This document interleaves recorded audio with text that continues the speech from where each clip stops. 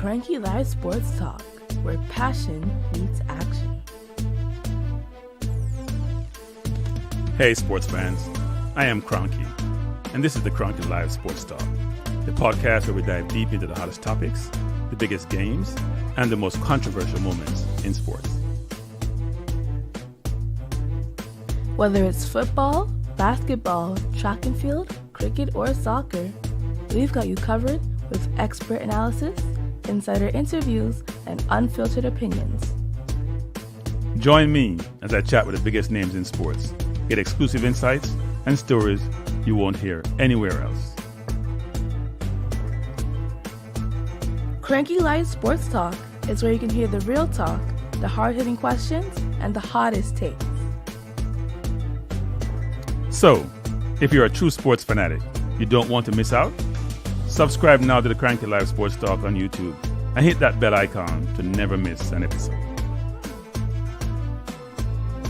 Kranky Live Sports Talk, where sports come alive. Subscribe today.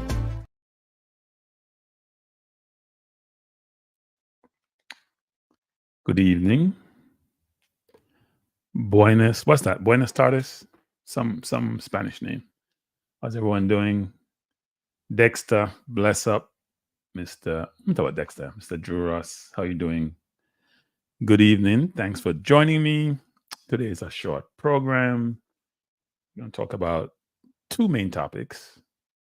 Drew Ross's team, aka Man U, Manchester United, Man U, aka failure over the last 13, 14 years, aka clueless. There's a lot of names for Man U nowadays, Drew Ross. Sorry for no. Then we're going to talk some Jamaican football. We're going to look at the last squad. We're going to do some projection for next month in terms of what we think the squad may look like. Well, it's comparative to where you were before, Drew Ross. So if you were at the top of the mountain before, winning European Championship, winning FA Cups, winning English Premier League, and now you're just going through nightmare. What can I say? What would you say, actually? What's your view on that? What's your view on that? Huh? What's your view on that, Drew? I'm curious. I am really, really curious what's your view on that. You're saying, okay, with the comparison. Yeah, I mean, people got to understand, one time we were just Man U and Arsenal, If you come late 90s, before Marino came to Chelsea, bless up Ernest Murray, it was all about Alex Ferguson, frankly. Wenger came in the 90s with his new brand of football and nutrition and changed things somewhat, but it was still Man U. Right? And nowadays, where a lot of people realize that there's a lot of money to be made in the Premier League, and so they've invested in the Premier League. They're probably more American owners than any other ownership group from any country. Bless up, Ty. That's in the Premier League. So, and wherever you see Americans, they're trying to pursue money. Actually, they're not going in for their looks. Hit the like button, people. As you come in, hit the like button. Hit the like button as you come in. They're trying to pursue money. Somehow it's money, money, money. That's why Americans are there. They're not there for their looks. They're there to get paid. So we'll talk a bit about Man U, Ten Hag, prior managers, and who they should pursue. And there's something in the news now about where they're going. And then we'll talk about the Reggae Boyz quite a bit, but we'll save that for last because people come in because they know how people are. Oh, they want to talk about the Reggae Boyz 24/7. You would think that's all we do here on this channel. Yeah, we'll talk about that. Is it done? It's not a done deal. They said they're talking to him. What do you mean? said they're talking to him. It's not a new hire. Even though I think when he was at Braga, he left in short window and has won with Sporting. They haven't won in a while. So yeah. But as usual, my show opens with two things. My show opens with where's the coach? I love this actually, people. Where's the coach? Oh, he has been hired? Okay, I didn't see that actually.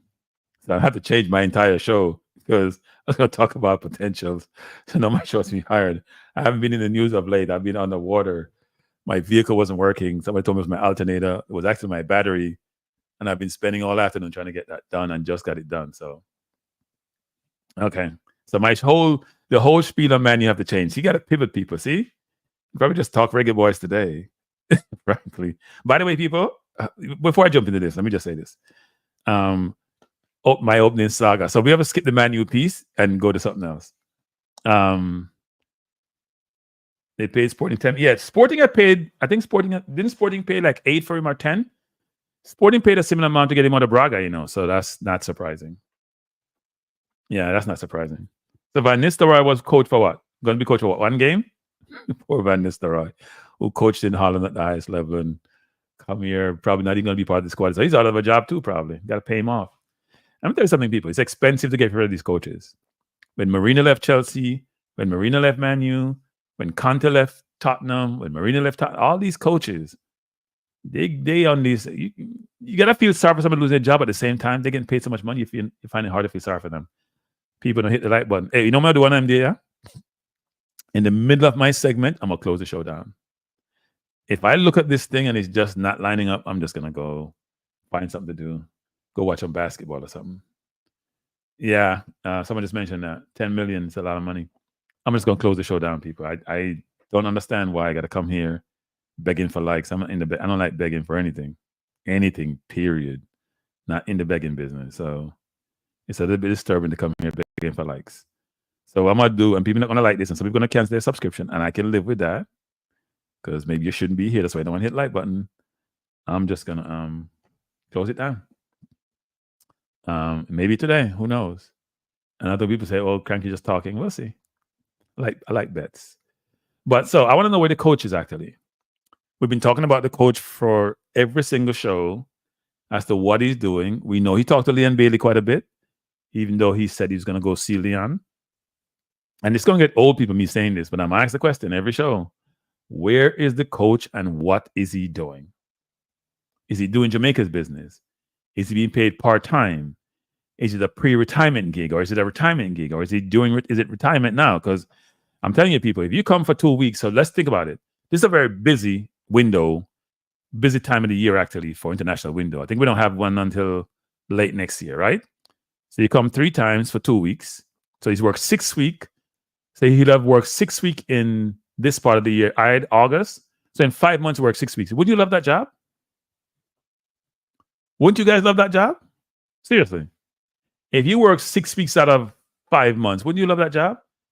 And so if you go into 2026, we'll have more World Cup qualifiers, probably especially in the summer. So that will probably increase. But it's 6 weeks, people. 6 weeks out of 5 months. Because I don't hear him running up around doing a lot of recruiting. I hear making phone calls. I could sit on my couch, make some phone calls. I don't call that a ton of work. I call that being occupied, passing my day. So we want to know where the coach is. Right? That's very important. We don't want anybody to be using Jamaica to make a buck. So they might try to get us to World Cup. We want you to earn your money. Earn your money. We don't have a lot of money. We'll talk about some of that actually. Jamaica didn't go to one World Cup because of money. I didn't participate in one World Cup qualifiers because of money. Money tight.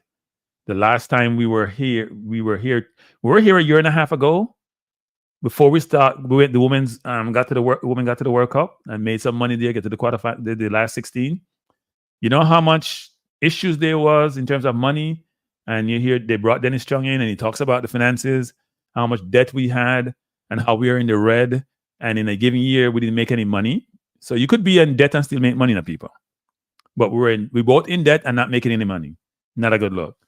That money a roll. Copa money, Gold Cup money, World Cup money a roll.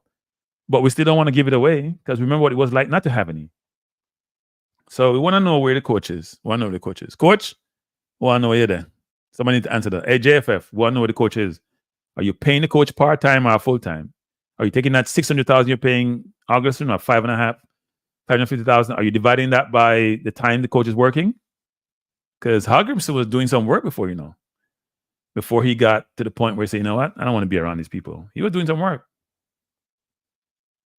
Manu, we're going to talk about Manu today because they might have the coach, I'm telling you. So I haven't checked that. Manu will win the league. Hold up, give him let's see. By the way, I have some Manu comments. I'm not Manu comments. I'm gonna get to the Manu comments. So, coach, we want to know where you are. Stop talking about your coach so we find out where you're there. But stop talking about you. You find out where you're there. And other YouTubers, you guys can pick it up because you guys pick up a lot from this program, though you don't admit to it. Bless of course. You guys can pick that up and let's have a theme. Open all the comments in your shows, except maybe one YouTuber who probably can't do that. But the rest of you can do that. Where is the coach? We should start something, people. Where is the coach? That's the thing. When you start a thing, like you have these television shows like Where is JR or Where is whatever. We're going to start something. Where is the coach? Where is the coach? Bless, of course. Nitro says, the players seem impressed with his coaching style. Let us see how they feel after USA game. Yeah, USA is difficult, right? Pochettino is new. He's new. It's going to be interesting to see how that works out. We need all our players. And we're going to talk about that, actually. We're going to do some projection for the team and possibility of what the team could look like. But where is the coach? Where's the coach? Where's the coach? Coach, where are you? We want to find you. Secondly, as we do on this program, all right, let me drink some water, people. May I get no. 21 likes, 40 people. Let me take a break. Take a break till the likes them start go up. We not have the long thing where it go up slow up. Take a break, people. Take a break.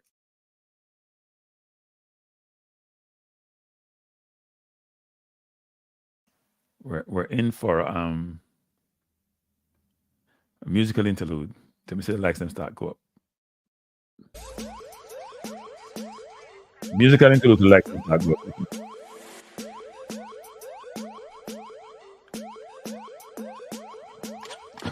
Reggae Boyz, now is your time to play football like it's fine wine. So where is I don't understand why they don't want to hit the like button. We'll wait. Be patient. But you have to have ball possession to ensure good ball progression.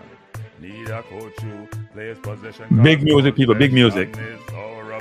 The coach play possession football. That's a good thing. But them playing like a pickup side. Need to change that style of play. Next coach, do you hear what I say? I need my team to play possession to ensure good ball progression. Need a coach who plays possession cause possession is our obsession. The team defense is very strong and really puts a foot wrong.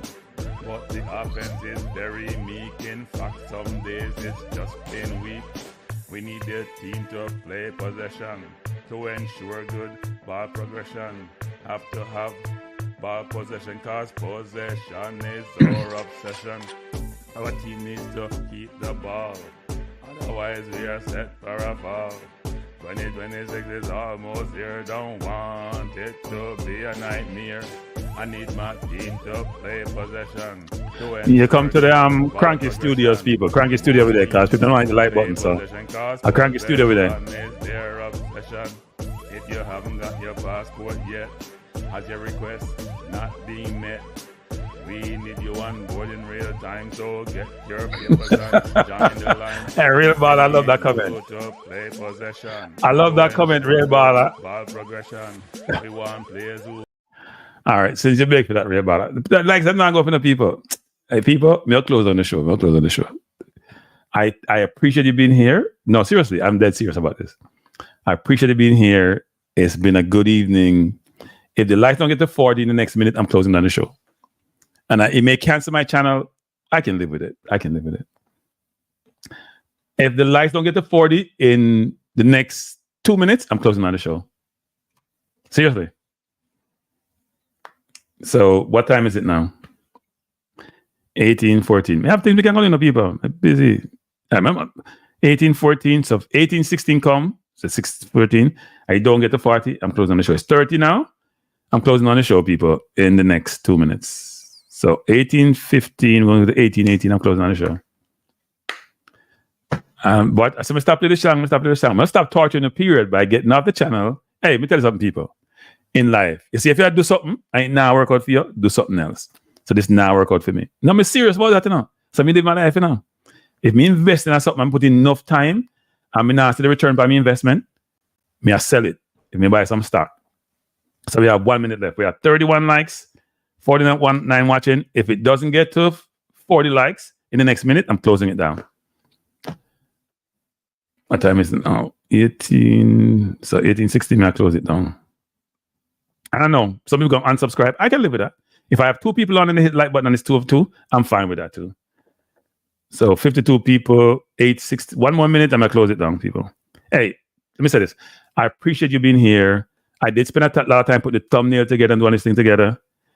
It's not about making a profit. It's about building a business. And when you're building your business, you want to make sure you satisfy your customers and they show appreciation by supporting your business. If I ain't getting the support, then I can't do it. So, all right, good night, people. I'm dead serious. It's 31 likes, 52 people.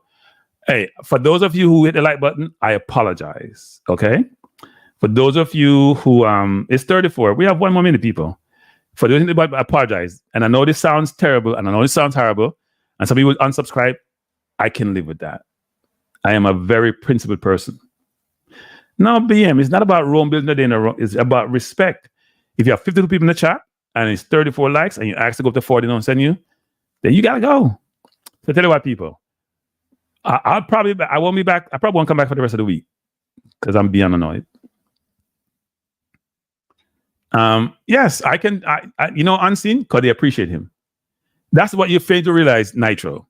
If Unseen has a show, and it's 3 people, they appreciate him. I'm not Unseen. I spend time doing this. When I go back.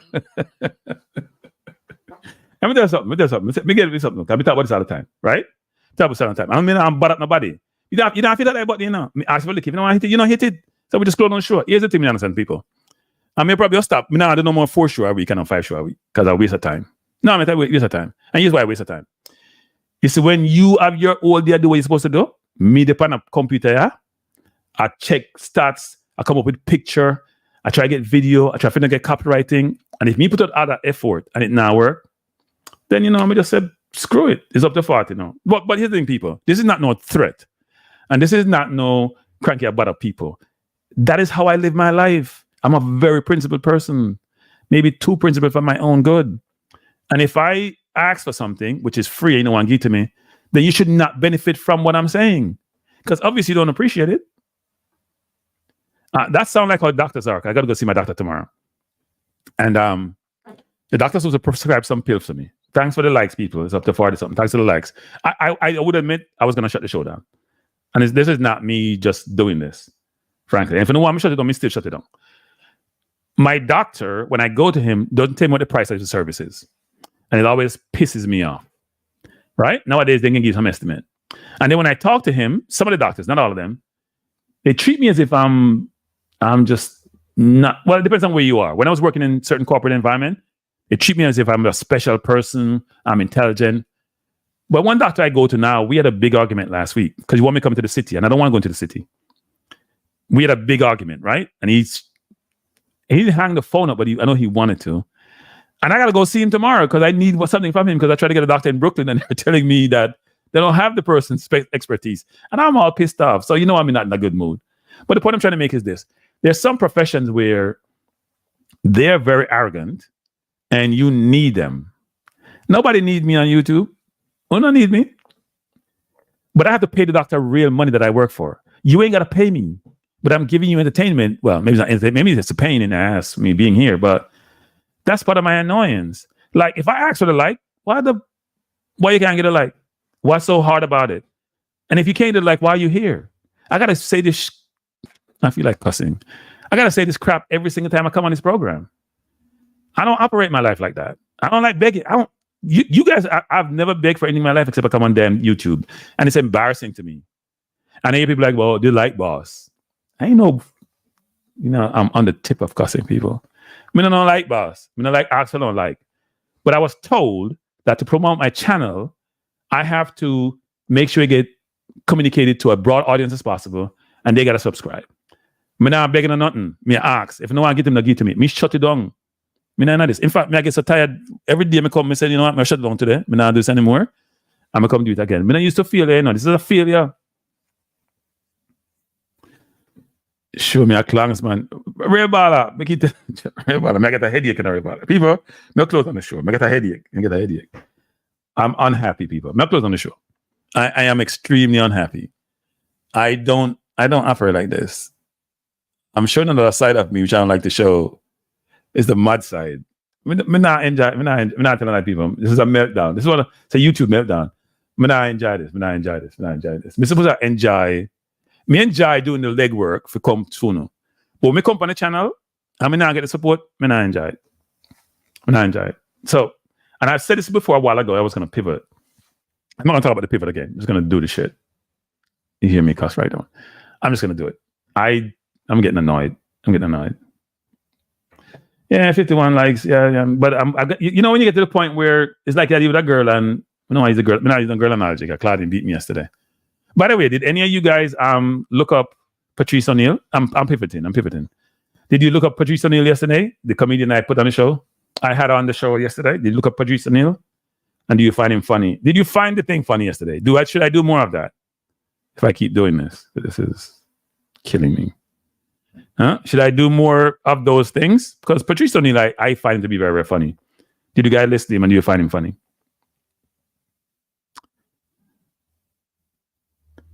No, we're not. Yeah. Yeah, we're not doing a girl analogy.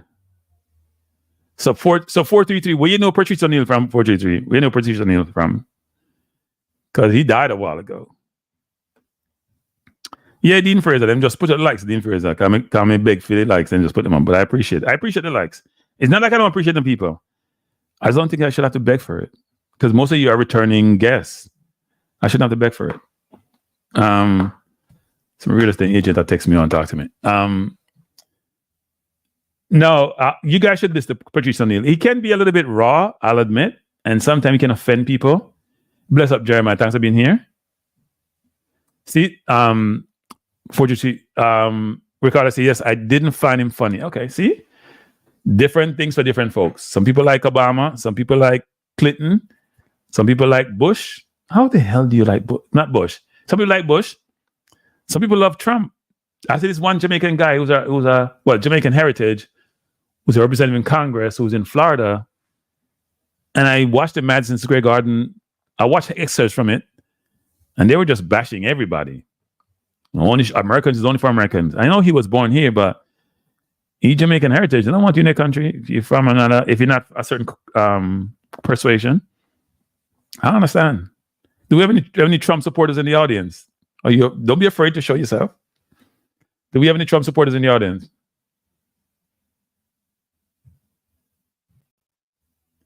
Nigel says, some watch but hate what you're fighting for. Not everyone in the room is for you. Yeah, that's I can understand that. Nitro. We're not asking everybody to love us, but we now come on the channel and we do the show, and at 50 people I watch, we get 5 likes and it doesn't get communicated, doesn't get disseminated, and then we now get no feed. No, sir, we not do that. We not asking for no super chat, we not asking for nothing. So if you can't give me a like, then we not gonna do this. Me I tell you the truth. In fact, me do more on my Balance View channel because Trump out there now, I do him thing and enough. Not me do one. Me tell him do what me about my Balance View channel has now 150 subscribers. When I had 52 subscribers, I did a Trump thing and I got 1,000 views when I only had 50 subscribers. You know how much views we can't get to do Trump now? A pure Jamaican thing I do really, and I now appreciate it. I'm not too bad mind. As a Prime Minister say, not too bad mind. A bad mind and a bad mind. Most bad mind. Most bad mind. Nitro say, Nitro, really? Wow. Nitro. So, hey, Nitro, we'll talk politics tonight, people. No matter like it. So I'm not going to leave, but that's all right. Why you like Trump, Nitro? Hey, Ray Ball, I appreciate you guys too. Thanks, Ray Ball. I appreciate that. Nitro, we'll go back to Nitro. Hey, Ray Ball, I appreciate the comment. Ray Ball. Why were you a Trump supporter, Ray Ball? People, we'll talk politics. Why you a Broga supporter? Why you a Trump supporter? And by the way, I'm not against bro God. I'm in a big side of Jamaica politics. Right? I'm in a big side. But we're talking some politics tonight. We're talking football now. We're talking Reggae Boyz. But Reggae Boyz is supposed to be from 7 to 8. I was going to talk Man U from 6 to 7, but that not happened tonight. So we have to plug the gap. By the way, before we go further, people, where is the post-mortem for the under 20? Me not forgetting of JFF. Me I call you out. Me I say every show the 2 questions me ask. Where's the coach and where's the post-mortem for the under 20? We're not letting, hey, let me tell you something. The problem we have as a people is this. We don't hold those who are in leadership position or who we elect. We don't hold them accountable. We make them get off. You know what they focus on? They have to move on with their lives. And therefore, we're going to do the crap that we do. And when we do it, they're going to just move on because they have their lives to live. Hey, Ricardo, appreciate the super chat, Ricardo. Thanks a lot. Appreciate it. They move on with their, they said, look, you know what? I'm going to give you an example. Reed in Jamaica, who allegedly absconded some funds from 2019, the man not try yet. The man not going to court yet. Because you know what them do? Just like the guy who shot the kid from, me call him thing, you know, shoot the youth from case in the back of the taxi. Took forever, and then because him come from uptown, in not gone on jail, you know. Them chat some people, me feel like cussing. Them things nothing happen in life, people. I told you I'm a very principled person. Some things in life, nothing happen. It's not right. It's not fair. And unless we hold the people who represent us accountable, the same shit is going to happen all the time. You may say it. The same crap is going to always happen. It's going to be the same thing over and over and over. If I do something wrong and I don't get hold accountable, why wouldn't I do it again? Why wouldn't I do it again? So we can control what we can control, which is this. You have a vote, make your vote count, right? Secondly, that's in Jamaica, that's in the US. And in Jamaica, they don't allow a citizen outside Jamaica to vote, but that's okay. But even though we are far, we can still try to hold them accountable. It's not okay to shoot some kid who going to school in the back of a taxi because you're being irresponsible, and then you don't go to jail for as long as the kid is not alive, which is life. It wasn't as if it was you were shooting at somebody because you may have a road rage. That's not okay. Secondly, it's not okay to defraud the government, allegedly, because I gotta be careful, nobody sue me. Defraud the government, allegedly, and then you're not taking the trial for years and years and years. And then people move on with their lives and they don't talk about it. We should not let them get away with it. We are too lax as a people. We are too lax as a people. So when you're lax, what happens is they say, you know what, that's how it works. We're just going to do what we do. We can steal the money and then they won't persecute us because they'll go on with their lives. We have friends in high places. They'll deflect and push off and we go back to, no, people, that's not supposed to be. Let me see people come on my channel when we talk about when I did my illicit enrichment and some woman come on here, cuss us out of bad with on the carry on. They're the ones who are morons. They ain't got no, that's the ones who get manipulated. The ones who don't have time to take a step back and say, let me be deductive and assess this myself and figure out how this works. You come on there, because you're JLP, I have no problem with you affiliated with any party. That's your prerogative. But understand what your party does. Do the party represent you? Does any party represent you? Right? I don't know. Yeah, no, I agree. Look, there's no perfect society, no matter how much we want to be perfect. And things happen in every society. And the only person who seems to be above the law is Trump, to be honest. And now the Supreme Court, Trump and the Supreme Court are above the law. Because Trump can claim immunity as president, blah, blah, blah. Ted Dexter, good evening. You just joined the social media show. No, the what do we call it? the social show. It's not sports show, but we're gonna do sports. We're gonna do some Jamaica stuff. Just making some points. So my 2 points are, repeat them 101 times. Where's the coach? And when Mr. Ricketts ruled out Speed, then it's Chung, Rice Simpson. When are we gonna see the post-mortem for the under-20 debacle? Because I'm not forgetting. And all the YouTubers out there, I know some of you watch this program, that you're printing like you don't. because I watch some of your program and I pretend like I don't. What you should bring this up. We should. They say, "Oh, we're toxic." Well, we're not trying to be toxic. We're trying to hold him accountable. Where is the coach when he's not in Jamaica? And secondly, where is the post-mortem? Where is the assessment that's been done for that 20? It can't take that long, people. And that's when it's done a long time now. And I've said this 101 times. When the under 14 win, the president rolls out his whole entourage. And even the senior coach was there. People, this can't be okay. Let's start a movement. We're going to hold people accountable. We're going to hold people accountable, people. Those who represent us. No, I'm putting an S on there. We'll hold you accountable. It's not okay. It's not okay. By the way, we can give away the tickets now. I have 2 tickets, people. I have 2 tickets. Two tickets. Something's wrong with my computer, you know. And Apple just called me, and I couldn't take their call. But right now, if you see my screen, it's jumping all over the place. I don't know what's happening. And I was looking online as to what it is. I have no idea. I may have to shut down the stream, unfortunately, because I can't click on what I want to click on because my screen is just jumping like crazy. My monitor, I'm not sure what's happening. Let me just let the monitor. Give me a chance, people. Say the monitor is gonna rear out. Whoa! Somebody just sent me something. Say a freak accident in St. Andrew on Tuesday. The Ford former from Camden College was playing in a football match sometimes at 3 p.m. when a goalpost fell on him and he died. So let's take a minute of silence. I can figure this out for this kid. Seriously, people, I'm serious about this. Bless up, Chris.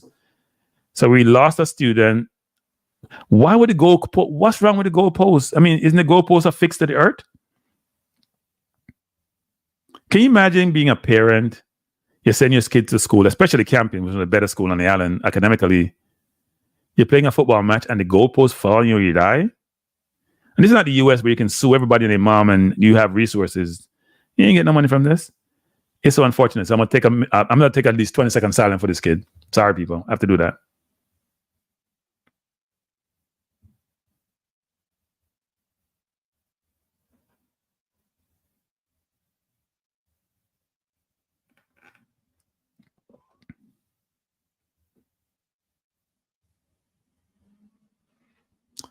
All right, people.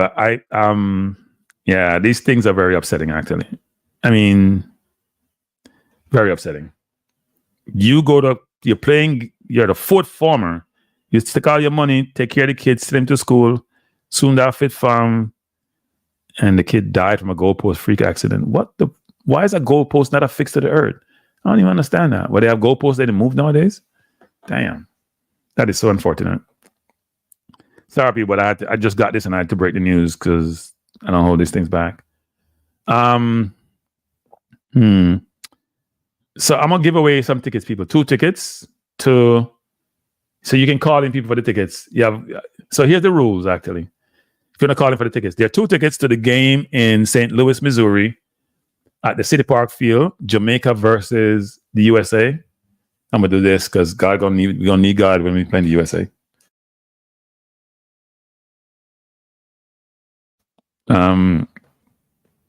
They're playing the USA November 18th. It's a Monday. So you have to take a day off from work. Or from school, for that matter, to be at the game. And I'm giving away 2 tickets. They're in section 149. There's a Jamaica fan club and a Reggae Boyz supporters club. They're the co-sponsor of these tickets. I think they have about 200 tickets in the section 149, which is sort of behind the goal at the field. The field seems to have good seats all around the stadium. I am trying to get to the game the 2nd day in a row. My credit cards have been rejected. So I'm going to have to go call somebody to buy the tickets because I do want to go to the game. I'm going to have to drive down there because I don't like flying. I don't know Tripoli. I'm not sure what the goal is, but that's the worst, people. Bless up, Johnny Powell. Thanks for joining. As you come in, Johnny, just hit the like button. That is sad news. I know I skipped over, but it's sad news. It's sad news. It's really sad news. Sometimes in life, this is going to sound terrible. It's like you're destined for certain things. And if you're going to have such a freak accident, you got to believe in destiny. Unfortunately, condolences to the parents and the family for this kid from Campion. And may your soul rest in peace. It's really sad. Yeah, salt is right, Tripoli. It's beyond salt, actually. That's beyond salt. Yeah, it's beyond salt. It's yeah. So people, let me just say this. If you want the tickets to the game, I mean, someone don't want to go in on cars. I don't want to get the tickets. So no, but when I get the ticket and you don't. I don't want you to get the ticket and you're not going to the game, or you're not giving it to someone who's going to the game. We don't want to waste the ticket. There are two tickets, two decent tickets. No, me have question. No, you have to call in for the question. And you know me though? Come in, so I don't think you're smart and let people do the host now. Hear me do it. Me now ask the same question twice. Let me repeat that, people. Okay, if me ask the question to one person who call in and you hear the question, you just go look it up. So me now ask the question twice. And me vex me company channel, you know. Can me spend time, even though me busy day today, I run around, my car battery dead, put together some question. Only now get some of them questions, yeah. Well, I answer that because I don't know the history. Simon probably get them, but some of them questions, yeah, we couldn't even think about. We do research online to get them. So we couldn't even think about some of them questions, yeah. Trust me. We wouldn't think about some of them questions. So we ask questions. But call into the number, people. Call into the number. Let me put up the number. I thought I had it up. Yeah, see the number, yeah. Why isn't this thing showing up? Okay. There's a number, people. 347-728-8625. Pretend it's Sports Explosion on Hits FM in Jamaica 92. Pretend you call Oral Tracy. I call Oral. No, I don't want to be Oral Tracy. I don't want to be that short. Don't mind his brain. He has a good brain, but I don't want to be that short. Don't mind his being opinionated, because I'm opinionated too. But into I don't want to hype. Ricardo said, you bias crank the callers. What happened to people who work and can't call? Ricardo, you're XYZ out of luck. Because what am I supposed to do? Tell you the question, you go look it up. That don't make no sense, Star. Ricardo, stop being parochial. Ricardo, stop being parochial, Ricardo. Ricardo, you're being unfair. Maybe pull out the question, you go look it up. That don't make no sense, Ricardo. That make no sense to you, Ricardo. That mean I want idiot host. We should not host no program. I host no calling thing, Ricardo. No, if you want the tickets, you gotta call in. You know what I can do? No, I'm gonna say this. No. I was gonna say text in, but that not work either, because I don't want to look up the answer. You're supposed to know the answer. So hear me do. I'm not gonna have a chance to do this. I'm gonna give you 5 minutes. You know what? I'm not good no idea. Call in for the ticket, people. Call in for the ticket. 7 o'clock, we'll start the Reggae Boyz show. You know, I'm just start to do people from now on. We'll start the Reggae Boyz show at 7 o'clock. Can we go from 6 to 8? Sometimes we cut it off early. So we have a Reggae Boyz section, because it looks like only time we can get views and we get Reggae Boyz section. Can we do this for views, you know? We just do this for looks alone. Okay, if you're not on views, you talk to yourself. As somebody say, you talk to 3 people. I like talk more than 3 people. So you can call in. But as I said before, if you just waste a ticket, no call in and get it. The game is not until the 18th, so we have time. 7 p.m. I'll be lifting weights. 6:30. Lifting what kind of weights? What kind of weights you lift? Nitro. I'll lift you. Which one? Me not. Nitro, you lift. You got gym Nitro. You have gym in your house. You lift weights. You have bodybuilder Nitro.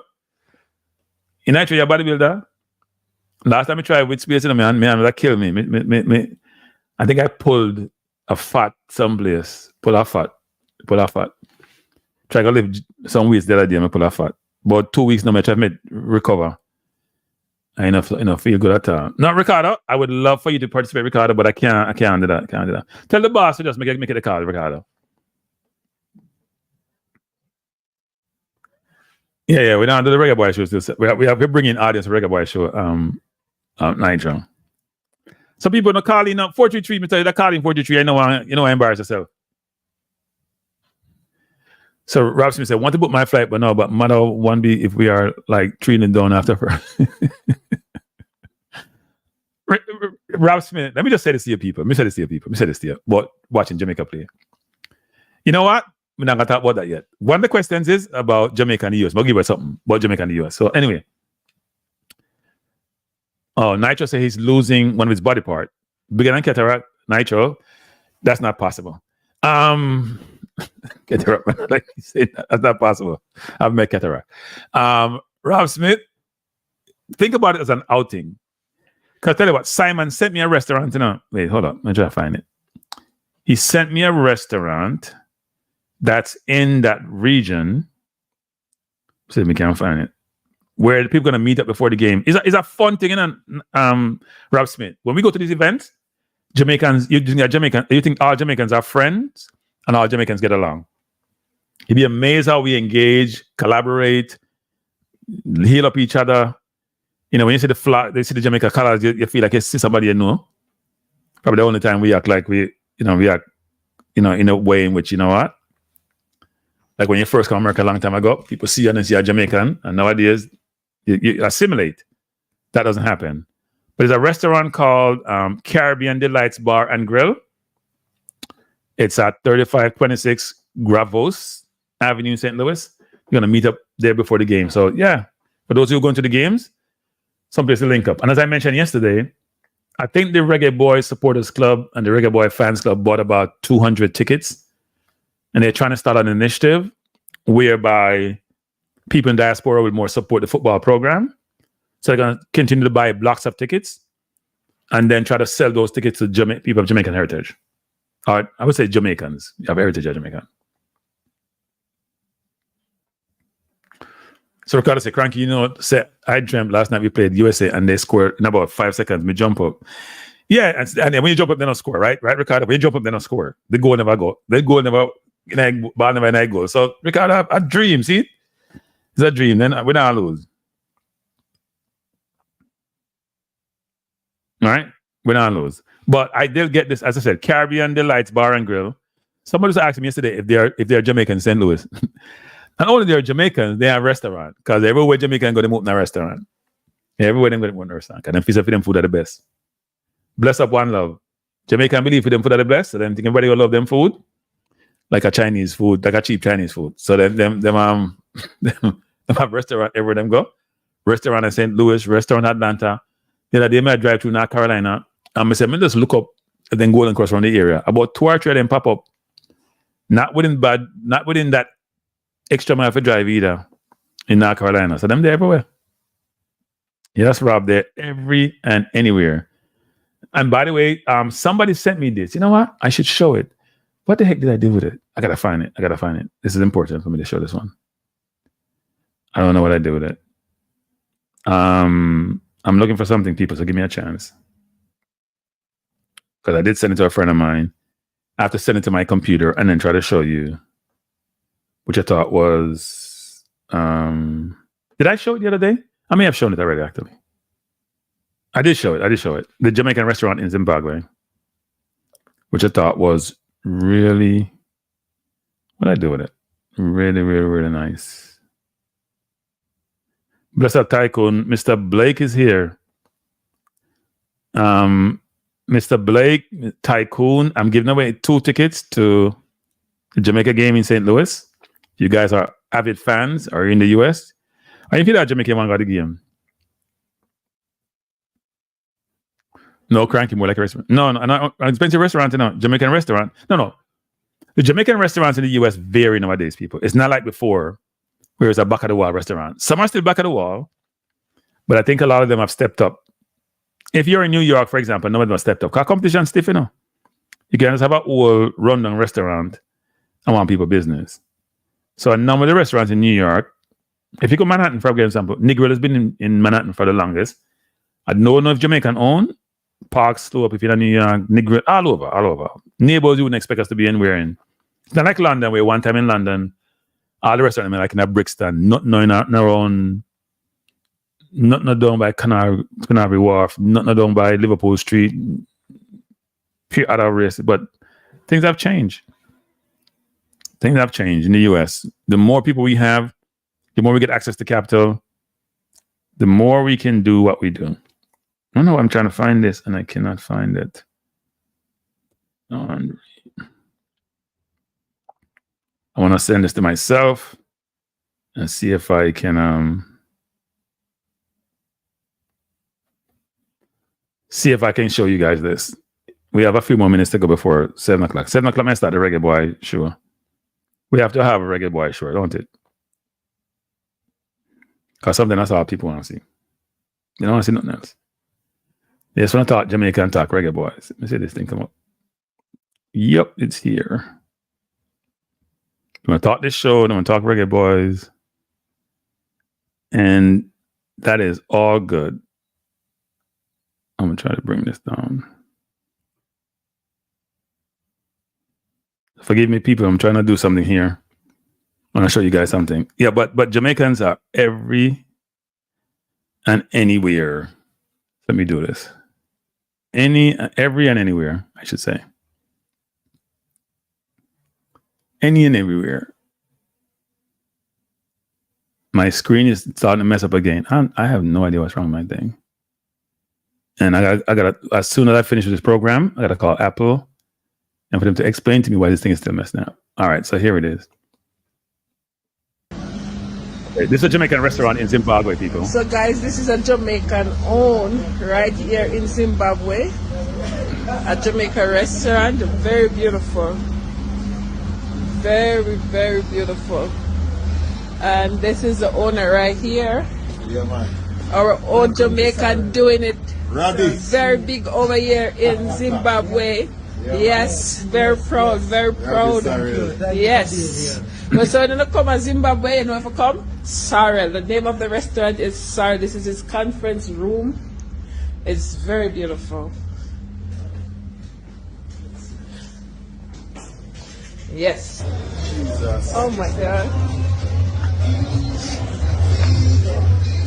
When we have private parties, we come out here and enjoy ourselves, you know? Very nice.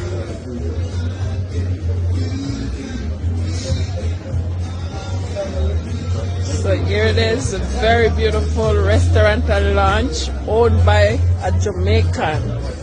Yeah. So, everywhere you go, Jamaica put them touch. This is so beautiful.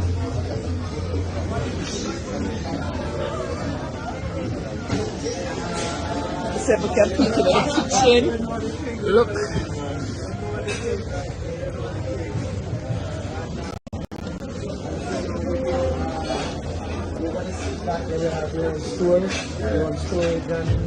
The name of the restaurant is Sorrel Restaurant and Lounge. Authentic Jamaican food.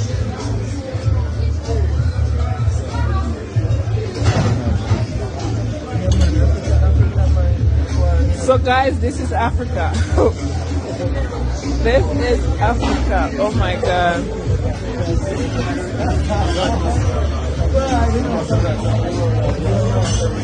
This is the bar area.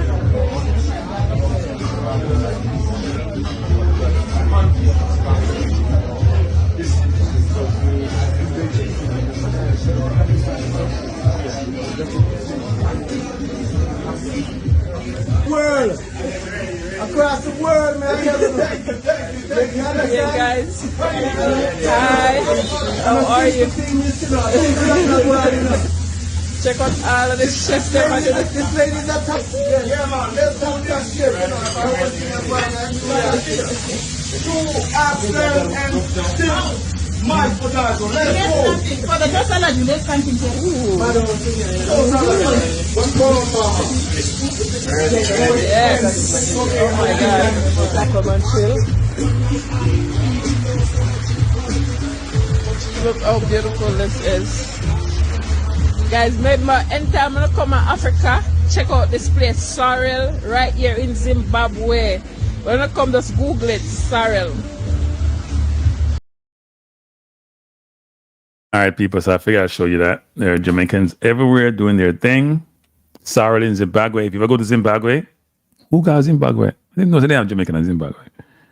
I've never been to Africa, so I can't say nothing. I've been to most of the places, but I haven't been to. I didn't see any Jamaican restaurant in Hong Kong.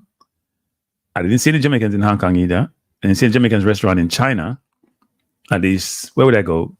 No, I was in Beijing, I think it was. I didn't see a Jamaican restaurant. But the Jamaican restaurants I know are in Japan. I didn't see any I wasn't long in South Korea, so I don't know. But interesting. And the US, they everywhere and anywhere nowadays. Wouldn't be surprised if we see some in like Alaska. But no, Jamaicans are everywhere. That restaurant was beautiful, by the way. So Ted said, I visit Roman, there's a Jamaican restaurant there as well. Yeah, no, they're on enough, as them say, Jamaican, enough. No, they're anywhere and everywhere, doing good and giving trouble. That's a theme, actually. Doing good and giving a lot of trouble, as usual. But no, that person there, that Jamaican there in Zimbabwe done good for himself. I thought Zimbabwe was just a very poor country, destroyed by Mugabe, but maybe things are getting better. First of all, that don't look cheap. So no matter how cost of living is, we not think. No, it's a very, very nice. It's a very, very nice spot, actually. Nice spot, and not only that, Branda said Jamaica do much more good. Yeah. No, it's a nice spot. It's a nice spot. For Zimbabwe. If you think about Zimbabwe people, you're not thinking about that. Right? Some people have a perception of certain places as if they're SO country or whatever they call it. Every country has its goodness to it.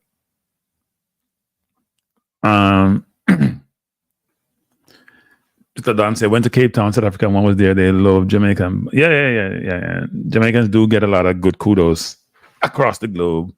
Don't get enough trouble, but people seem to like it. Me have female friends that them not like Jamaican, but appear Jamaican indeed. Me still try to figure out that one of the people.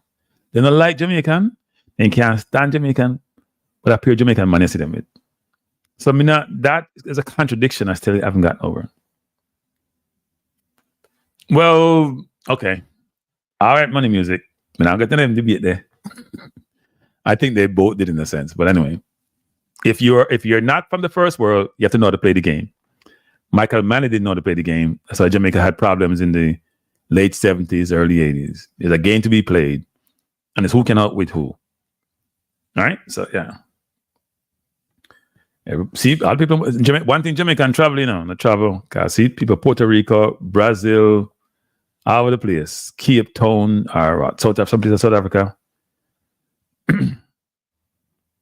Yeah, that's true. Well, Bob spent a lot of time in Africa, though, right? Jimmy Cliff, Bob Marley spent a lot of time in Africa. A lot of Jamaican artists go to Africa because they love reggae music over there. So, Drew said, Michael Manley was too smart for his own good. I don't know if he was too smart. He outwitted himself. And then we had to deal with Siaga, who was you know what.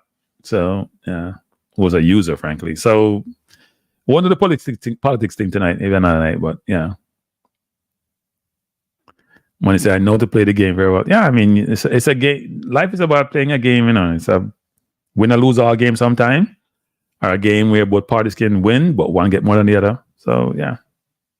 People can still call in the people. You can call in now. Okay. You can call in the people. You can call into the program to win the tickets. You don't know anything about Mugabe, even because Jamaicans are what Bob different. Mugabe is not a good guy. Okay. There's a Kranky. You think Jamaica is overrated? Rated. Hey, me now answer. The last time I did my program about a month ago, again, somebody tried to set me up. Was it Soldier set me up? And set me up good. I will say this. Is Jamaica overrated? Depends on what you're talking about. The country, the people, what?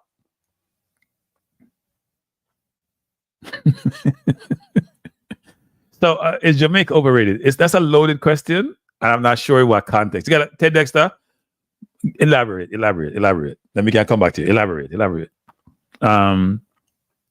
Kranky, were you at such a man rally as his grad the other night? Why would I be there, Brian Burke? First of all, Brian, you know what, some people, here's what's funny about that. I spent a lot of time building up I wouldn't call it a movie, but a reaction video to what I call Trump's greatest hits, and I haven't publicized it yet. I have it. I'm gonna put it out though. Some of his greatest hits, going back way back. You know, you have these musicians. They have their greatest hits. You know what? I'm gonna relabel it. My labeling was gone. Is Trump a fascist, a racist, or just misunderstood? I'm gonna change my label. I'm gonna call his greatest hits. I'm gonna change the title actually. I'm gonna change the title. But some of his greatest hits, I'm gonna play them because I try to understand when the people come on this program talking about they're gonna vote for Trump. It made me scratch my head thinking, we almost at the time for Talk Reggae Boyz. It made me scratch my head thinking that how do we think? Like how do we think? When I said, Frankie, where can I find your music? On Kranky Live. You can find my music on Kranky Live. On Kranky Live, that's where you can't find it. Nitro says, this is what I know. When Jamaicans are equipped, people underline the word it. I don't know why equipped mean, When Jamaicans are equipped and treated fairly, they can be the best in the world.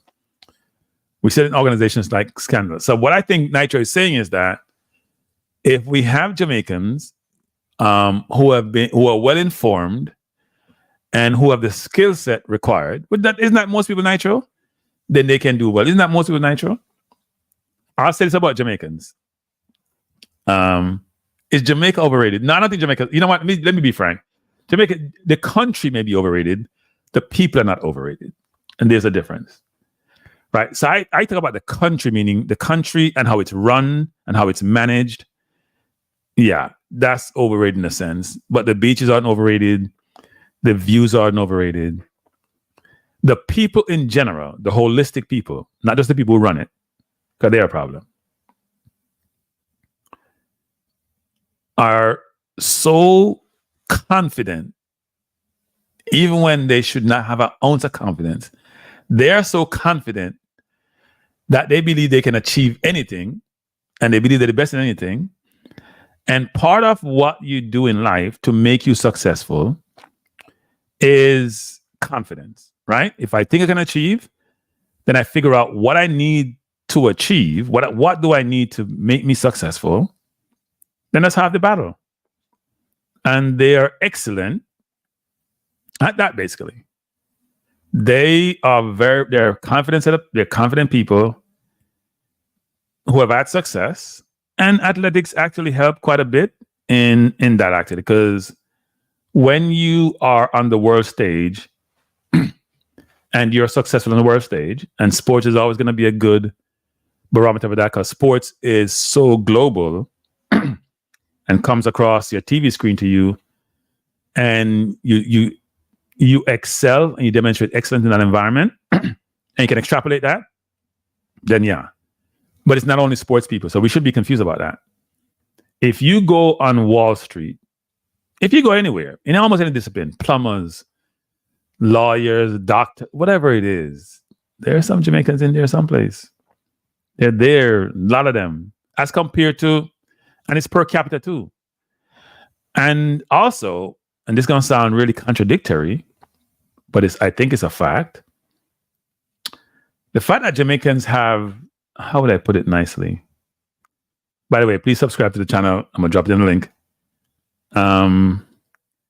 Jamaicans have an aggressive disposition. Very aggressive disposition. Extremely aggressive disposition. Right?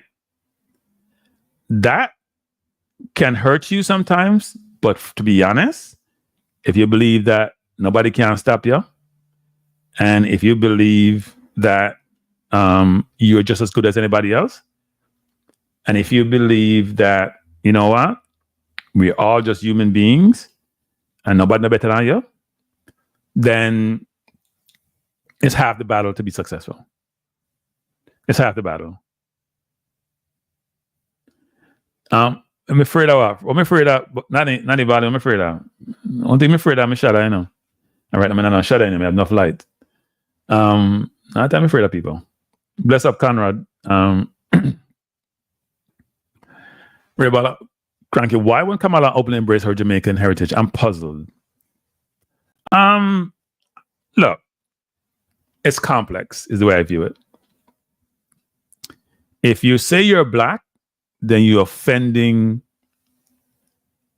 your Indian heritage. If you say you're Jamaican, then you're saying you're not American. And if you hear from what happened to Madison Square Garden the other night, where they're saying American should only be for the Americans, if you're running for office in the US, you got to be very careful with that. You got to manage that. So it's like you're probably proud of all your heritage and your history, but you're also concerned about if you wear it on your sleeve too much, how it's going to be viewed. You saw the coach for the Jets, what was his name, who wore the Lebanon symbol on his sleeve because obviously Israel is bombing Lebanon, and they fired him, right? This country is becoming very unforgiving. People are not objective. People are parochial. Just think about all those people in Jamaica who are xenophobic, and just think of the Jamaican local players who play national team. Well, here, there are Americans who believe only Americans should be here, which then should be only the Indians, nobody else. Only the Indians should be here, by the way. The Indians Columbus didn't discover anything. You can't discover something where I've been before. Discover is an original. That's not original. Dr. Dan said, I went to Howard and never heard much about her. In fact, I went back last weekend because she was scheduled to show up and she didn't.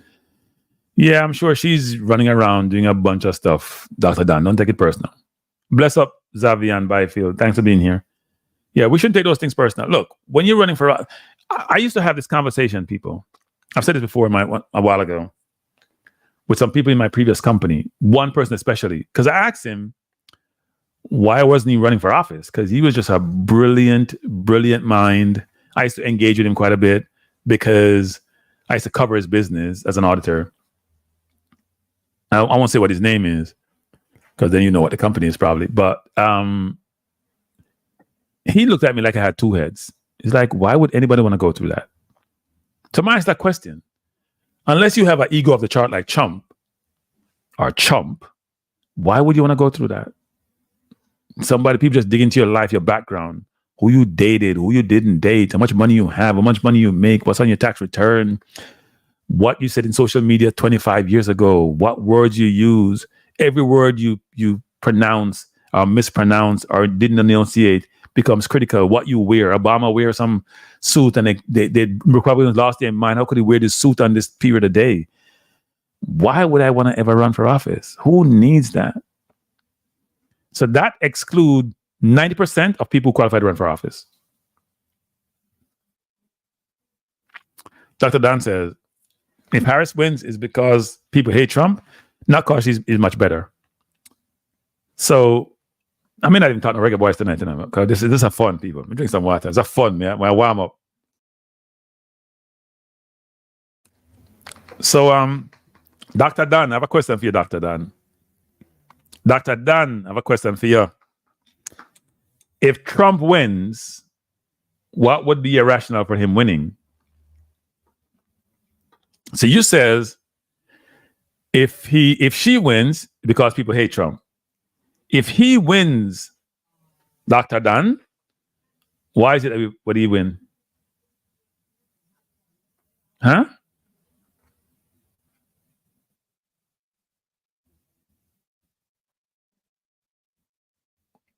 So, no, she went to Howard. She was back there not too long ago, actually.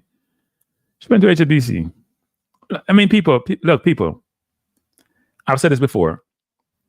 You got to be careful about what information you're digesting. Be careful what you're digesting and what your source is. Now, every source, I think, is questionable. Every single source is questionable.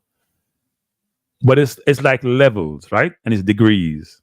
Some are just crap, and some are, we bend the truth once in a while.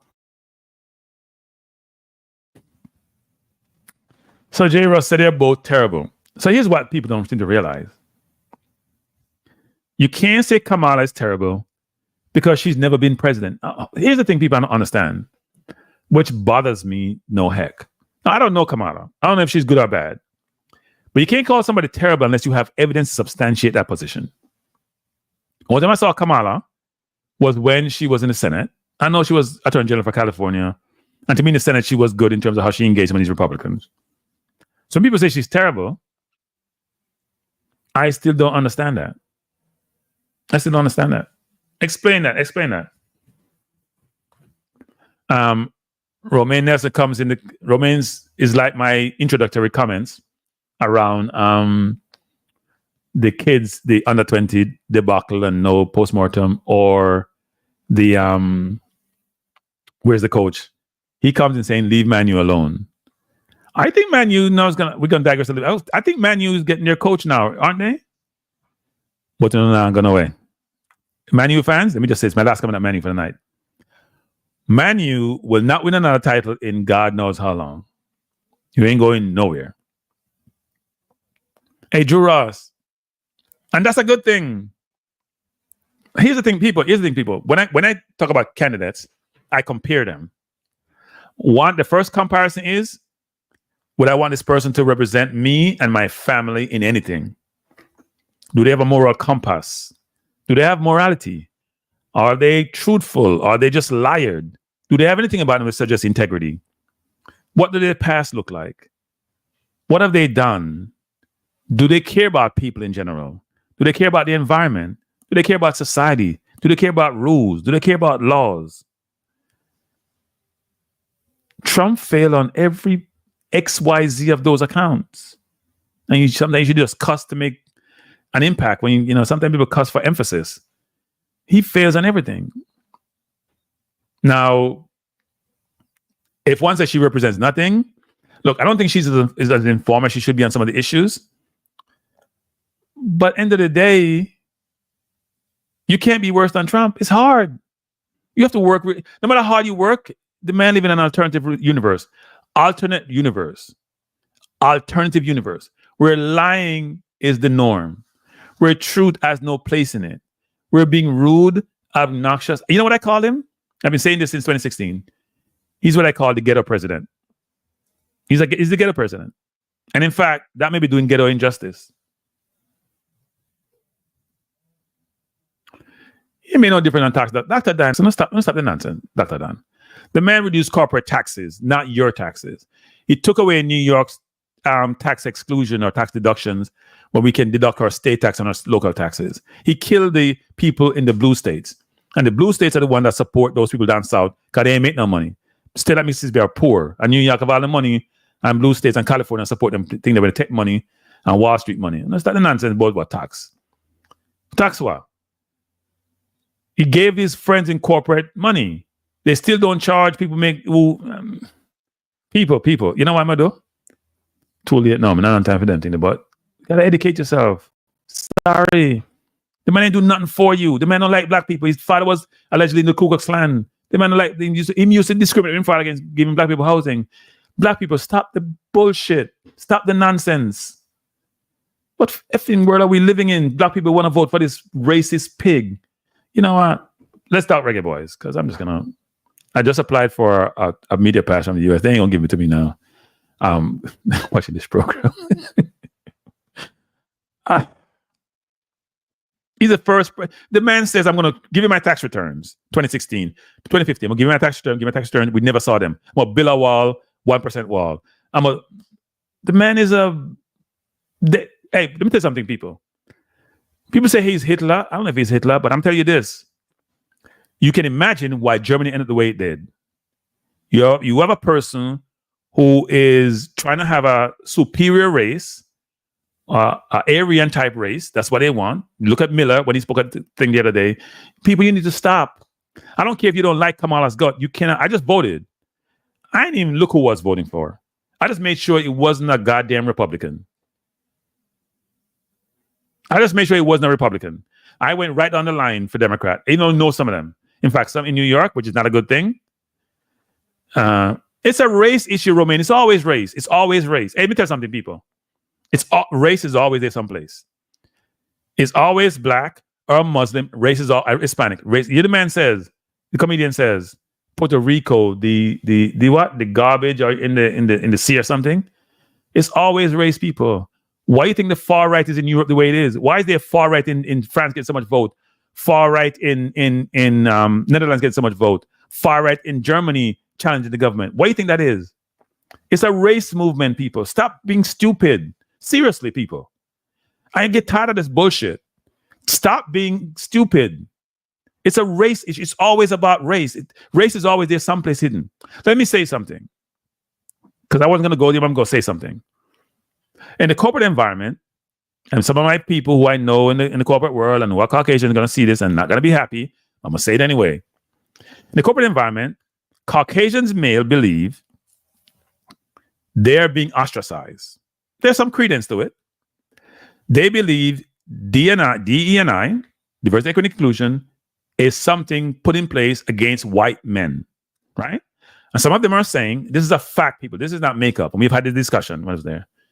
They're saying this, look, all these initiatives that we have for more female representation, more minority representation, more Asian representation.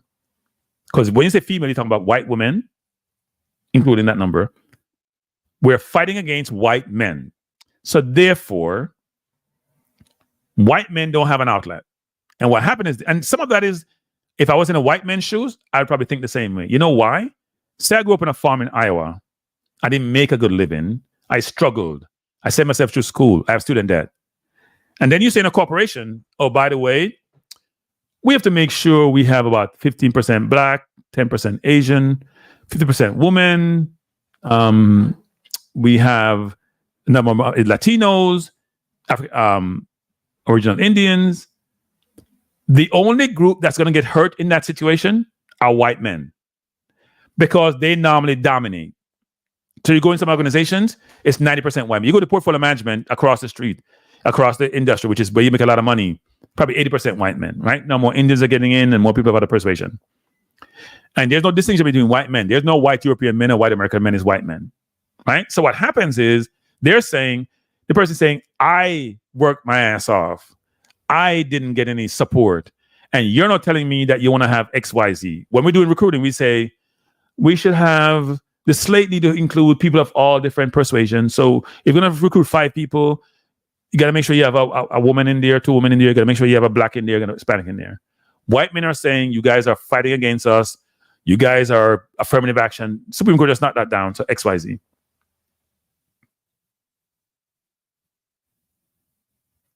And here comes TikTok, the genius. Kranky the policy helps a lot of Black people, freeing up housing on some jobs. They might give him their votes. People vote their pocket.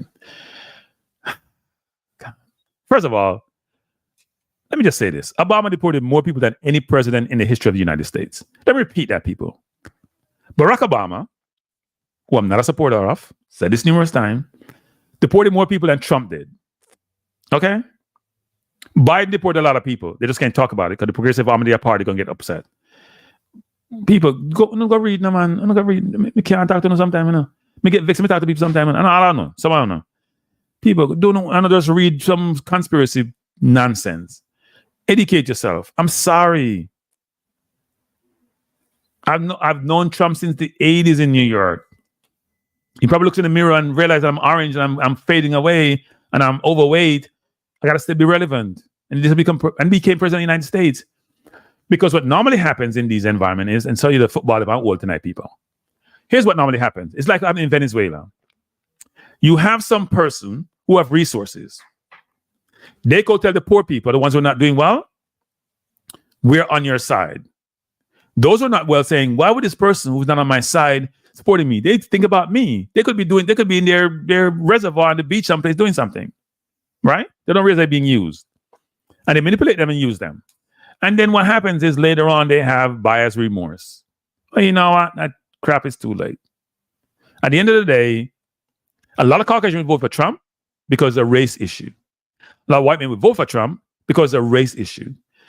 I don't disagree about the economy. But you know what, people? Stop talking this economy bullshit.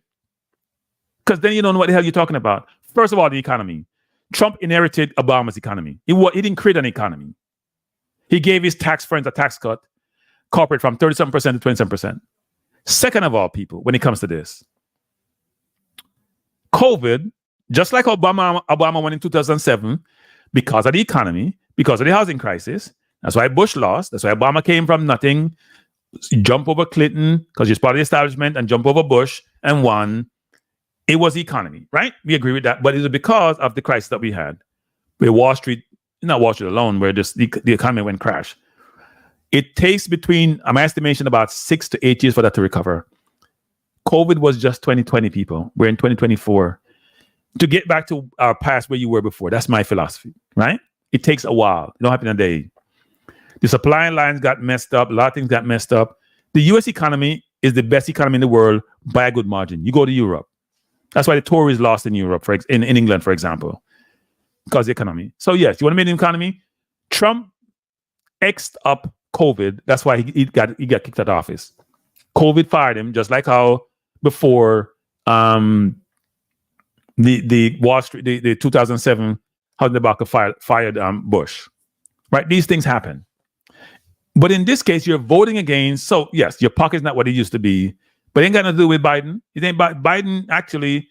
Look at the employment numbers. Look at the economic numbers. Inflation is going down. Gas prices are not where people lie so much about this. It gets frustrating, right? And here, Errol is saying something here. My wallet is not influenced by Trump. People don't seem to understand that. Yes, your government can affect the economy, but it's more big business and private and small businesses that affects the economy. Yes, government can have policies, but you know what? Tariffs that he put on like Chinese good, they don't help you because then you have to pay for that. If the thing get imported, they just add it on, the consumer pay for it. We can talk about this forever, people. Let's talk Jamaica football because I'm getting frustrated talking to this because spend a lot of time, people, doing your own research and reading. They make an informed decision. About bail out the bank when people were losing their house left, right, and center. I don't know who people lost their home. Yeah, well, you can't bail out every person, right? You bail out. No, don't say that. That's true and that's not true. So, for example, Bear Stearns failed, right? What's it a firm where? What's the name of that? Lehman failed.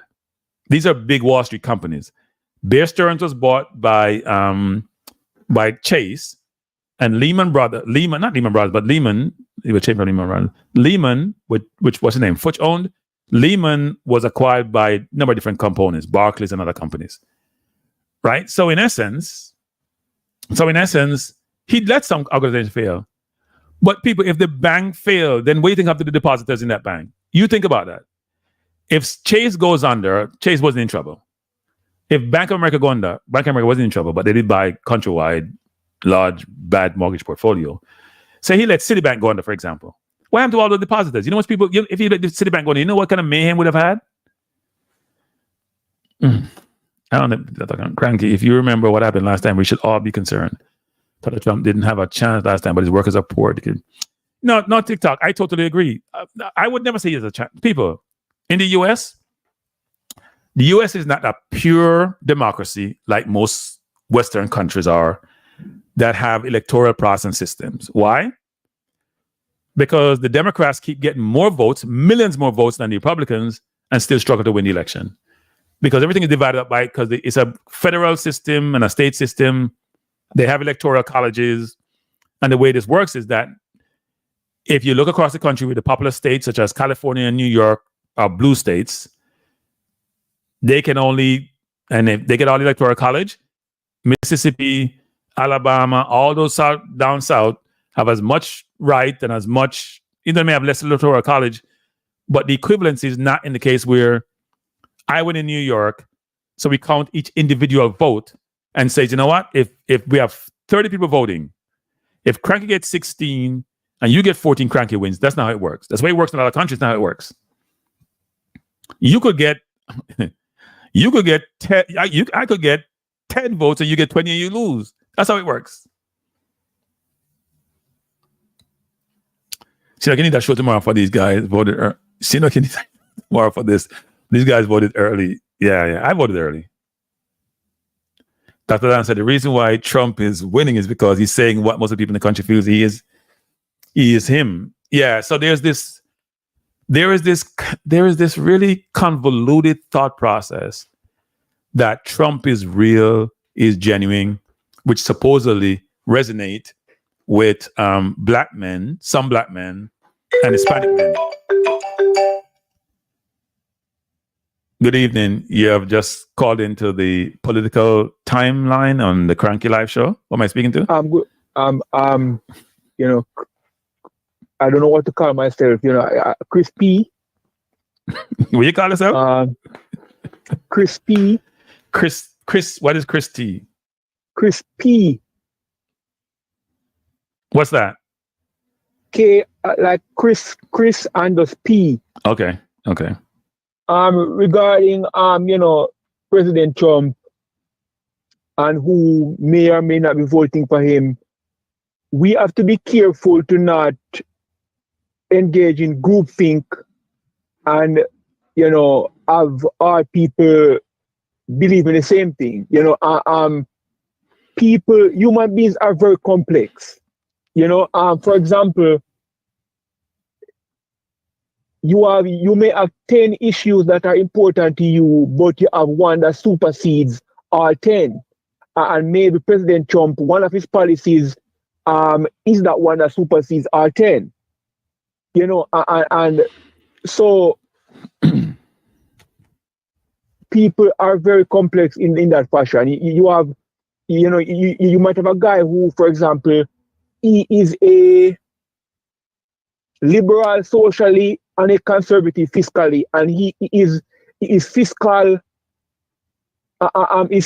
issues override his liberal leanings. Who are you talking about? No, I'm just talking in general. Okay. I'm just talking in general why people might vote for one particular candidate or the other. Right. You might have somebody who is very conservative, who is very liberal economically. They might believe in socialism, free healthcare, and whatever, and they might also believe in abortion, and the abortion, for example, overrides everything else, and they may vote Democrat that way. Right. True. So irrespective of my view on politics, I'm not a big fan of groupthink where we all vote the same. Right. Because it does not lead to, in my opinion, trying to enforce groupthink causes more, dissension and disunity than the reverse. Live and let live. You get more harmony that way.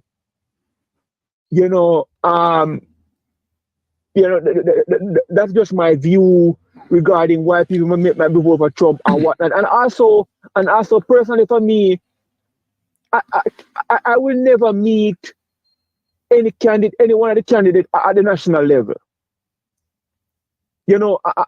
So looking at their personal life and what they may think personally about X, Y, and Z, in my opinion, that's inconsequential. It should be about the major policies and how those policies may or may not affect, you or your family. That's how I think people should go about it. But even with that view, I am never going to tell a person how. I'm not going to force my opinion on another person. I say this, which is this. I totally agree with you, but there are exceptions. There are exceptions to everything. There are exceptions to everything in life. And in this case, I'm sorry, people. If you want to vote for a Republican or a Democrat, that's your prerogative. I don't disagree with the caller. But when it comes to Trump, I'm sorry. I can't be unbiased with Trump. Known this man for a long time. The man is racist. The man is chauvinistic. The man is misogynist. The man is a xenophobia. The man is a lot of phobias and nias and tias and all sort of stuff. The man is just a contemptible individual. He's just not a good person. I have no time for people who are not good people. He's never been a good person. He'll never be a good person. I told you I was making a video on Trump with Epstein. The man, I see him taking pictures. He had a picture with Epstein. The man says, come on. He had Roy Cohn, who was his lawyer. He would get his companies bankrupt. He would not pay his workers. He would not pay people who do jobs for him. He has done something in his private life. And then subsequently, now he's running for office. And he's worse than he's ever been. Or he's just being himself. Like I said before, people have overriding, positions, and also, if President Trump is racist or whatnot, that's not going to affect you, more anymore. That's going to affect you less than the policies would. Wait, back up. What are you saying? If somebody doesn't like my race and they're going to go in office and they can do things to hurt my race, that's more important than some policy? Look, people, But this whole notion that government doesn't help me, go help your goddamn self. Let me say that again. I get tired of that bullshit. The government, what's the government doing for me? What are you doing for yourself? What are you doing for yourself? Are you going to sit on the corner and drink your liquor and expect money in your pocket? Is that how that crap's supposed to work? Look, I can understand the individualism. I can understand wanting government out of people's lives. I support that. But stop saying this. If somebody is racist against you, that means you're going to implement policies and procedures and processes and is systematic to prevent your race from advancing. That cannot be okay. But let's work at that for a minute. The president, for example, laws cannot be passed to single. It's highly unlikely that laws are going to be passed to single out any one group for punishment. Can you name a specific policy that President Trump can implement to hurt, say, Black people in America specifically? Can you name a specific policy? So it's not about. So let me just say this again, because this is very important, people. People have talked about Project 2025. I want to review scanned excerpts of it. It's about revamping the entire federal government, the whole educational system. So, example, is that a policy? Not a policy, but something that DeSantis tried to do in Florida, which is critical race theory, which is not teaching you about the real history that people have had historically, right? They're going to teach you about some history that made it look like people were atrocious and horrible in previous time. They're going to take that out of the school system, right? So your kids won't know the history of racism and why they are, their families and their situations and their races where they are, right? They're going to change narrative. They're going to change the whole history. They're going to also have policies and things in place where you may not be able to access capital or access housing, which are in place now. They're not really policy driven. There's how society operates. They'll be able to do certain things. And look, if he's a dictator, where he says he's going to turn the military on its citizens and he's going to weed out those who are enemies from within. Some of those enemies is going to be black. Some going to be like Nancy Pelosi's of the world. You're going to change the government to be more dictatorial, autocratic, and therefore you're going to be able to do what you want to do. And by the way, the Supreme Court backs you. So you have no checks and no balance. Because you're the president, you can do anything because you're immune from prosecution. And not only when you're a president, you're immune from prosecution. When you become a civilian, you can't be held liable for anything you did as a president because the Supreme Court that says that. These things are not debatable. On both sides, the presidential candidates bark more than they overpromise and they overstate what they can do, because many things that at the federal level must go through Congress. That's not true. So, I mean, Obama was in Syria. He didn't go to no damn Congress to be fighting wars in Syria. I know. I did not say everything. I said many local policies, for example, even immigration, for example, must go through Congress. The president can pass some type of executive order, but that's temporary, and the president coming in can overturn that, with another executive order on both sides. If Kamala Harris is promising some grandiose scheme, that must go through Congress as well. So people are going to overpromise and overstate what they can do, but you have to understand the system and the Constitution to say, okay, the candidate is saying X, Y, Z, but what are the limitations and what are the guardrails around what can be done? So the president might want to spend X, Y, Z, and Congress might not give him the money. I'm telling you, on both sides. There's so much workaround you have when you're in the government to do what you want to do. I won't call it undercover, but there's so much ways to work around it. And Trump, and especially if he wins the Congress, if he wins about the House and the Senate, they all just fall in line with Trump. Don't you guys realize that? A lot of people in the Senate, right? Like McConnell, for example. Even J.D. Vance had the most unbelievable things to say about Trump. He's Hitler-like. He's XYZ. And they're now supporting him because he has the party in his back pocket, right? And they want to win re-election. They want to get their policies passed. So no matter how look, this is not Democrats saying this. No. Wait, Paul. Let me just say this. Go look at the Republicans, and I'm putting together some of this history of what they have said about Trump.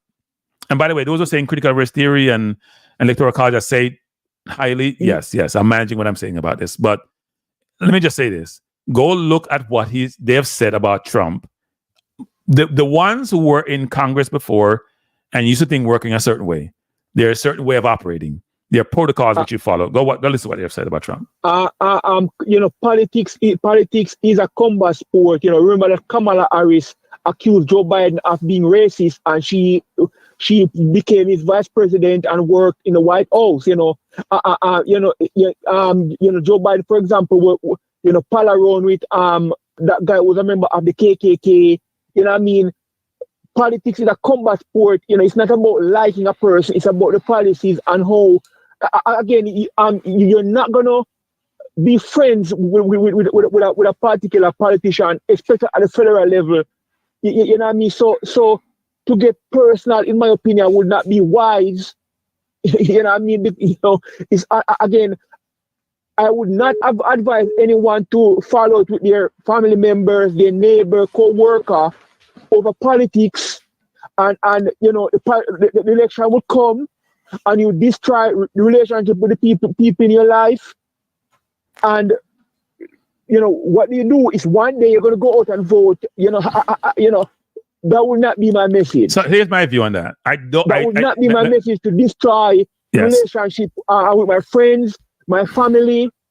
You know what I mean? Your loved ones over a one-day issue. I encourage that. Yeah, so I say this. I say this to the caller. If you're talking about Mitt Romney, talk about John McCain, talk about the Bush family, talking about even Reagan, I would agree with you.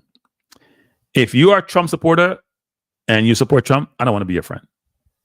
And so those of you who watch my program also, who I've known and who are of the different persuasion, if you're a Trump supporter, I don't want to be your friend. I don't want to engage you. I don't want to be around you. I don't want to engage with you. I'm dead serious about that. I'm not joking. That's how I detest the man. I have no problem if you're a Bush. If you support even politicians now who are in Congress or in the House or in the Senate, I'm fine. Support your politician. They're Republican. They think differently from Democrats. If you support Trump, I'm sorry.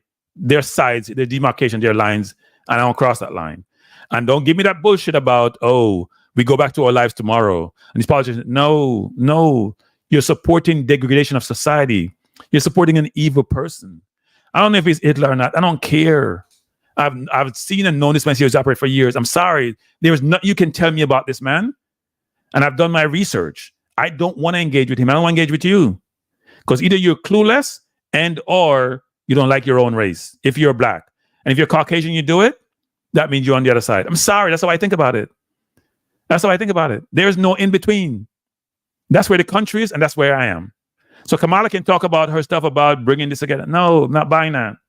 And I try to be as unbiased in life as possible and see both sides. I have seen that side. It's not changing. People like Miller in your party, but they had a massive squared up with Miller and those people saying all these horrible things about people, Puerto Ricans, and please stop. Caller, I like the concept that you're saying about, you know what? You got to go to your regular lives. There is one line I don't cross. Not crossing it. So those of you in the chat, I've said this. If you're a Trump supporter, I don't want to be a friend. I don't. That's me. That's how I live my life. Any other politician, if you're a Broga supporter, I can be your best friend. You're a supporter for the PNP, I can be your best friend. JLP, best friend. I'm not against them. When people don't like my race, they don't like me. Let me repeat that. You don't like my race, you hate my race, you don't like me. I don't like you either. If you don't like my race, I don't like you. And I don't want to be around you. I don't want to engage you. I don't want to be in your space. And don't be in my space. That's me. But what is politics about? Because politics should be about, be about, advancing a particular interest. Someone's trying to call. Make your last point. Someone is trying to call. I'm sorry, but They've been trying to call No, 3 times now. No. I was saying that in Jamaica, for example, the idea of voting for a politician not because of the policies is one of our downfall. We're people vote for a politician because my parents have voted that way. I like the person for whatever reason and ignore the policies altogether, and that has not done Jamaica well. So to do it in America is just for me unwise. But everybody can, people are free to go about it any which way. No, I agree with you. I agree with you. So thanks for having me. Yeah, thanks for calling. I appreciate it. All right, bye. All right, whoever's trying to call, you can call back. I was trying to find something here in my computer, because I think this is. So I know people are going to say, Kranky, I cannot believe you're like that. Yeah. Good night. Well, is it evening still? It's evening still. Yes. Good evening. Who am I speaking to? You have just Kranky. called into the political segment of Kranky Live. Kranky, it's Dr. Don. I just wanted to Dr. Don, good night. How are you doing? I've been very active in the comment section. So I just want to say a little bit of stuff. Okay, before we start, I want to make it clear I did not vote for Trump. So, but I'm just, I just want to make it clear. This is the anti-Trump segment, at least from Kranky. But not everybody in the chat agree with me, and I know some do totally disagree with me. But go ahead. No. Okay. Now, I just want to put my 2 cents a little bit in, but just listen to you. And so the first time I ever voted Kranky was 2008 when Obama became president, right? Right. 2008, he had the Senate and the House, right? Yes. The following year, he lost the populist vote, but he won the Electoral College. Right. As you mentioned, he actually deported most of he's deported. You mean he lost the popular? He won the popular vote. Go ahead. No, I thought he lost the populist vote but won the Electoral College. Okay. Go ahead. Yeah, and he deported over 8 million people. I was very excited. I was young. I was in college. Everything was happening. I voted for this man. Turns out to be, he wasn't what I thought. Right? I've never voted since that day. Now, Kamala Harris, me as a Jamaican, went to Howard alumni. I'm happy. Started doing my research, doing everything, right? And then you have Trump. Like you, right? I do think he's a misogynist. I do think everything. I work at a hospital in Florida, Tampa General, right? This is where I work, and along with in California, because I work in both of them. And you'd be surprised how many people here has Trump flag, make America great again. But to the point I'm trying to bring up is that, it's the older folks who's actually voting for him. It's those people. He's saying the things that people want to hear. I don't know how. When I listen to the things that he said, how people is going to vote for him. So that's what I told you in the chat. I said Trump is saying the things that people want to say but cannot say. How me and you, so say for instance, me and you work at a job, right? But we can't talk bad about our boss. They'll fire us. We can't express how we feel. Yep. But this man's actually expressing how he feel and still getting vote. So for me, that's why I'm just trying to say it's I don't think people listen to his policies. I don't think people actually pay attention to what he's saying. I mean, I don't think Kamala Harris is that better because, just reading on I was reading about the 10 head-to-head most important things, economy and taxes and all that stuff. And I think the biggest thing that she has going for her, obviously the abortion, right? Because the thing the whole abortion going on with like I said, people are leaving certain states and there's so when you leave medical school, right, Kranky, you apply to what we call residency. Residency is where you go and you continue your post-medical training. Right. And so what happens, a lot of states like Texas and Florida have decreased amount of people applying to be OBGYN because they cannot get proper training in certain areas. I have friends who wants to do women's birth and childbirth and they can't go there because of the plans that they have in trail. So a lot of Republicans, including Trump, that's why I was on ex-Obama's website yesterday and she wrote a whole letter about it. And a lot of people is opposing that because obviously it's really bad. Women's health is important. So I guess to your point, what I'm just listening to you, I'm saying is that I do feel that I'm looking at polls. The man is actually leading in polls. Yeah. No, look, race is the decider a lot of times. People don't seem to realize that, right? It's like you in Jamaica and one politician is, I can't use Jamaica because I'm no different. Because I have power from when. I'm going to say one politician is white and one black. People vote by race.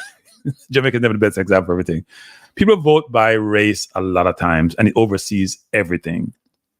And they vote, and what the racist does is conflate it with other things, right? They'll say they make it an immigrant problem, and they come and they kill our people, and they do X, Y, Z. And this country is built on immigrants. In fact, immigrants come here and do better because you know what? The motivation is different, right? There are 15 people who live in one house, and they'll work and save money, and each of them will buy a house eventually because they'll pool their resources, right? It's a little bit different construct.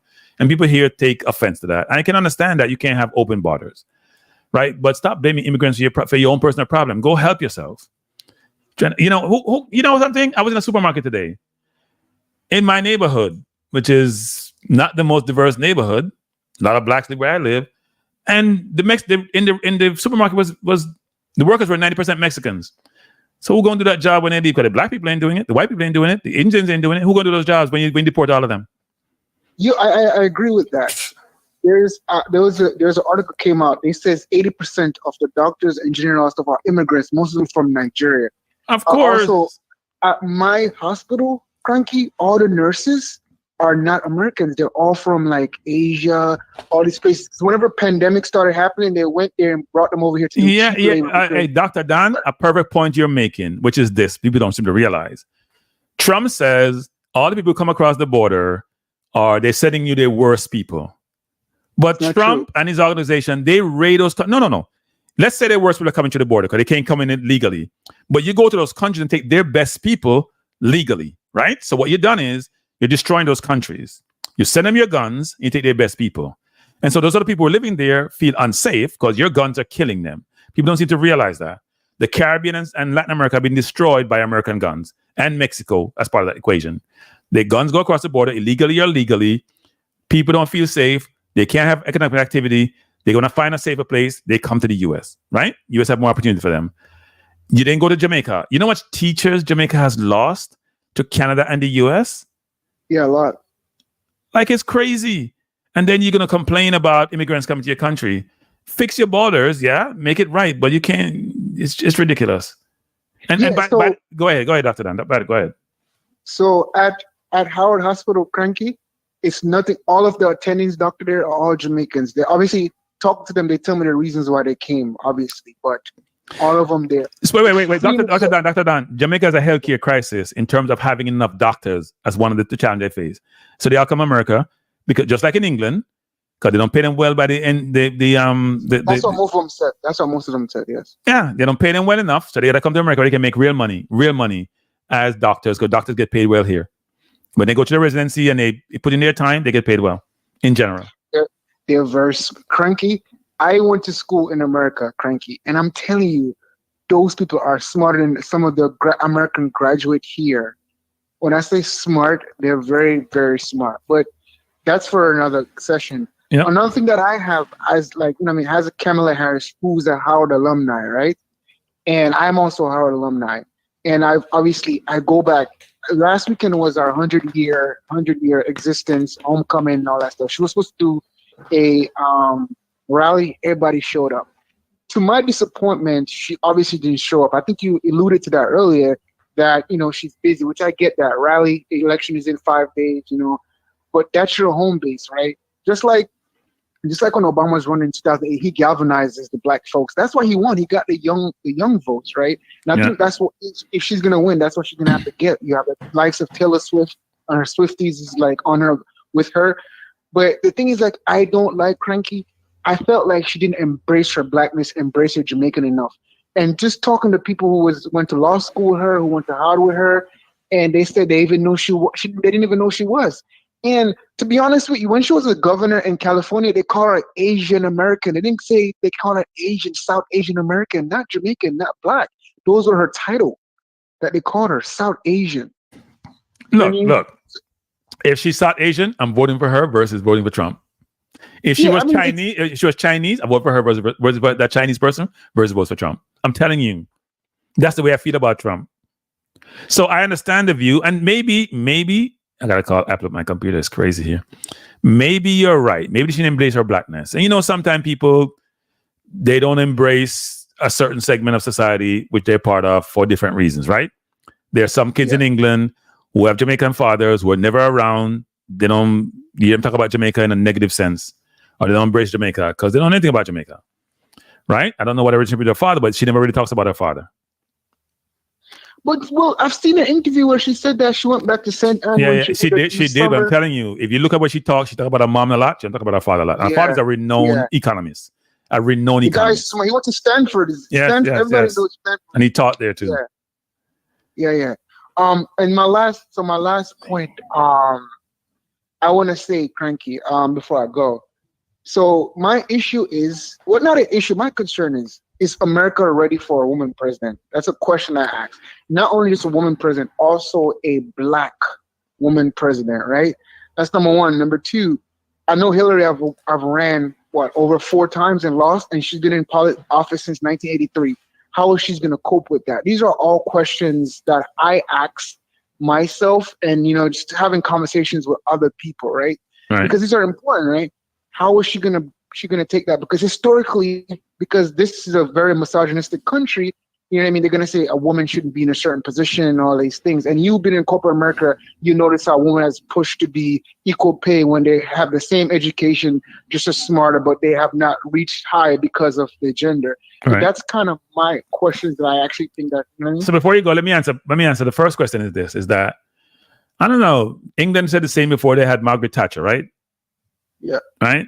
I'm sure they said the same thing in India before they had a woman president. New Zealand probably said the same thing before they had theirs. Right? Barbados probably said the thing before they have theirs. That's always the same thing. That's the same thing said about a black president. Before Obama was president. And frankly, look at Obama and his statement. I'm not a big Obama supporter. But him having that presidential persona, disposition, his capabilities, his intellect, there is no comparison between him and Trump. Right? Even though I think he was a lot of, you know what. But if you compare the two as to who's presidential, who want your kid to emulate, who you want to represent you on the world stage. I was in London in the tube, and this man approached me very upset and aggressive, saying, "Why you vote for Trump?" Because I had on a New York hat. That's how the world outside America thinks about Trump in general. People can't believe that you're voting for this nincompoop, as they would say. This person who doesn't represent anything that do with decorum and anything that's good. He's just, and the worst people follow him. So thanks for the call, Dr. Dan. I appreciate it. Okay, all right, Kranky. Yeah, man, thanks. I want to play something, people, just for 2 seconds. I find this funny. Let's watch this for a second. Watch this for a second, people. This is typical, by the way, Trump supporter. It's not coming up. What's happening? It's froze. Trying to pull something up and it's not coming up. Maybe somebody took charge of my computer. It's been acting up all night. Okay, you excited to come to the Trump rally today? Tell me if you can hear this. Good man, I love him. We need him. Save the country. You love him? Yeah, I think he's a good man. What do you think? Why? When did you decide he was such a good man? 2016. I liked his words, and I like he did everything he said he was going to do, and he did it. What are some of those things that he said and then he did?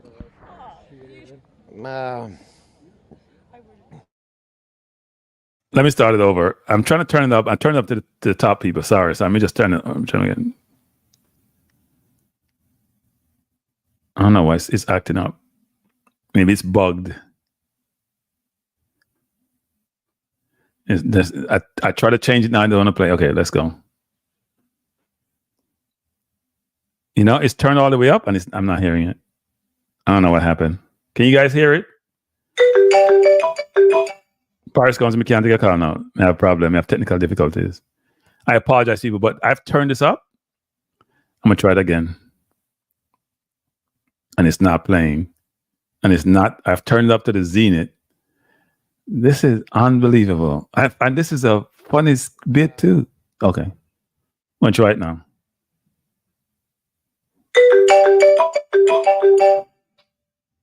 Paris comes to me, can't take a call now.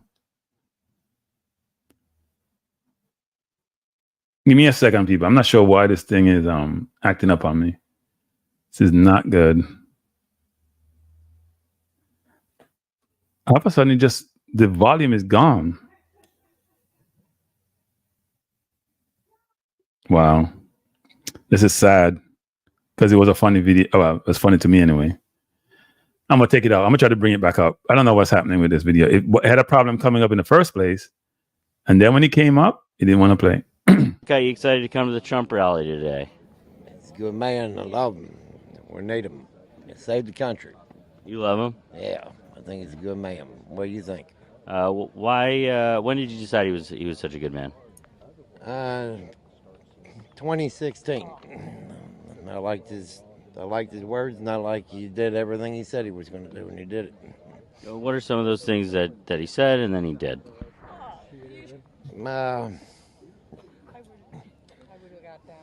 We're waiting. One thing he said and then he did. He caught me off guard there. I just can't make this shit up again. Yeah. Okay. You can't make it. I'm gonna play it again, people. Turn it down. Okay. I'm gonna play it again, people. This is a typical Trump supporter. Let's rewind and replay. Tell me if it's too loud. Tell me. What got you excited to come to the Trump rally today? He's a good man. I love him. We need him. He saved the country. You love him? Yeah, I think he's a good man. What do you think? Why? When did you decide he was such a good man? 2016. I liked his words, and I like he did everything he said he was going to do, and he did it. What are some of those things that he said and then he did?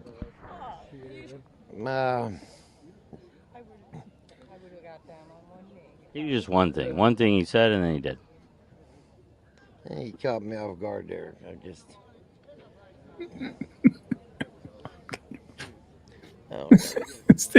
Nobody save. Don't save him. Don't save him. People, What got you excited to come to the Trump? People, let me remove that. People, that's a typical Trump supporter. That's a Trump supporter for you. That's why Clinton called them deplorables.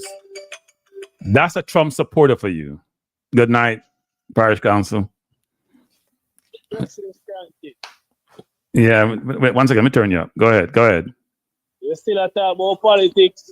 Yes. I was talking about politics. We can switch. Okay. No, but politics sweet tonight, you know. So go ahead. Yeah, man. Let me ask you a question. You're fearful that Trump. Say that again. You're breaking up. Say that again. Are you fearful that Trump might win the election? Am I fearful that Trump what?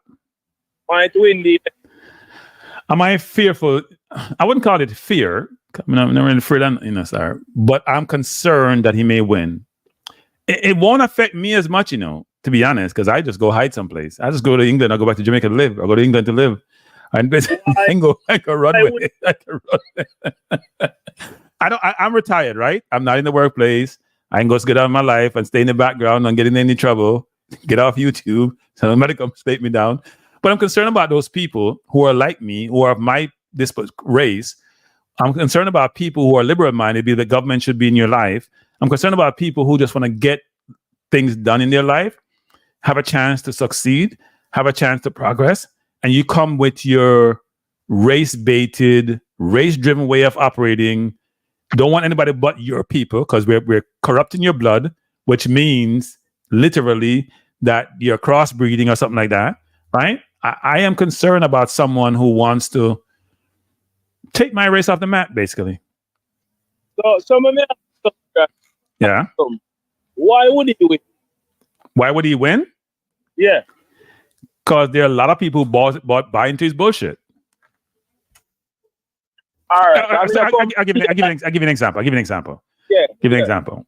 So let's say the population in the U.S., I don't know what it is today, but if you're a Caucasian person, as I mentioned before, and you're a white man, and you believe this country and where it's going is against you, you're going to go vote for somebody who's telling you, I'm going to bring things back the way they were, where you were the dominant person, you're the dominant group in this society. I'm probably going to vote for you. It's like saying to Jamaica, you know what, Jamaica? You've been taking over people who are non-black.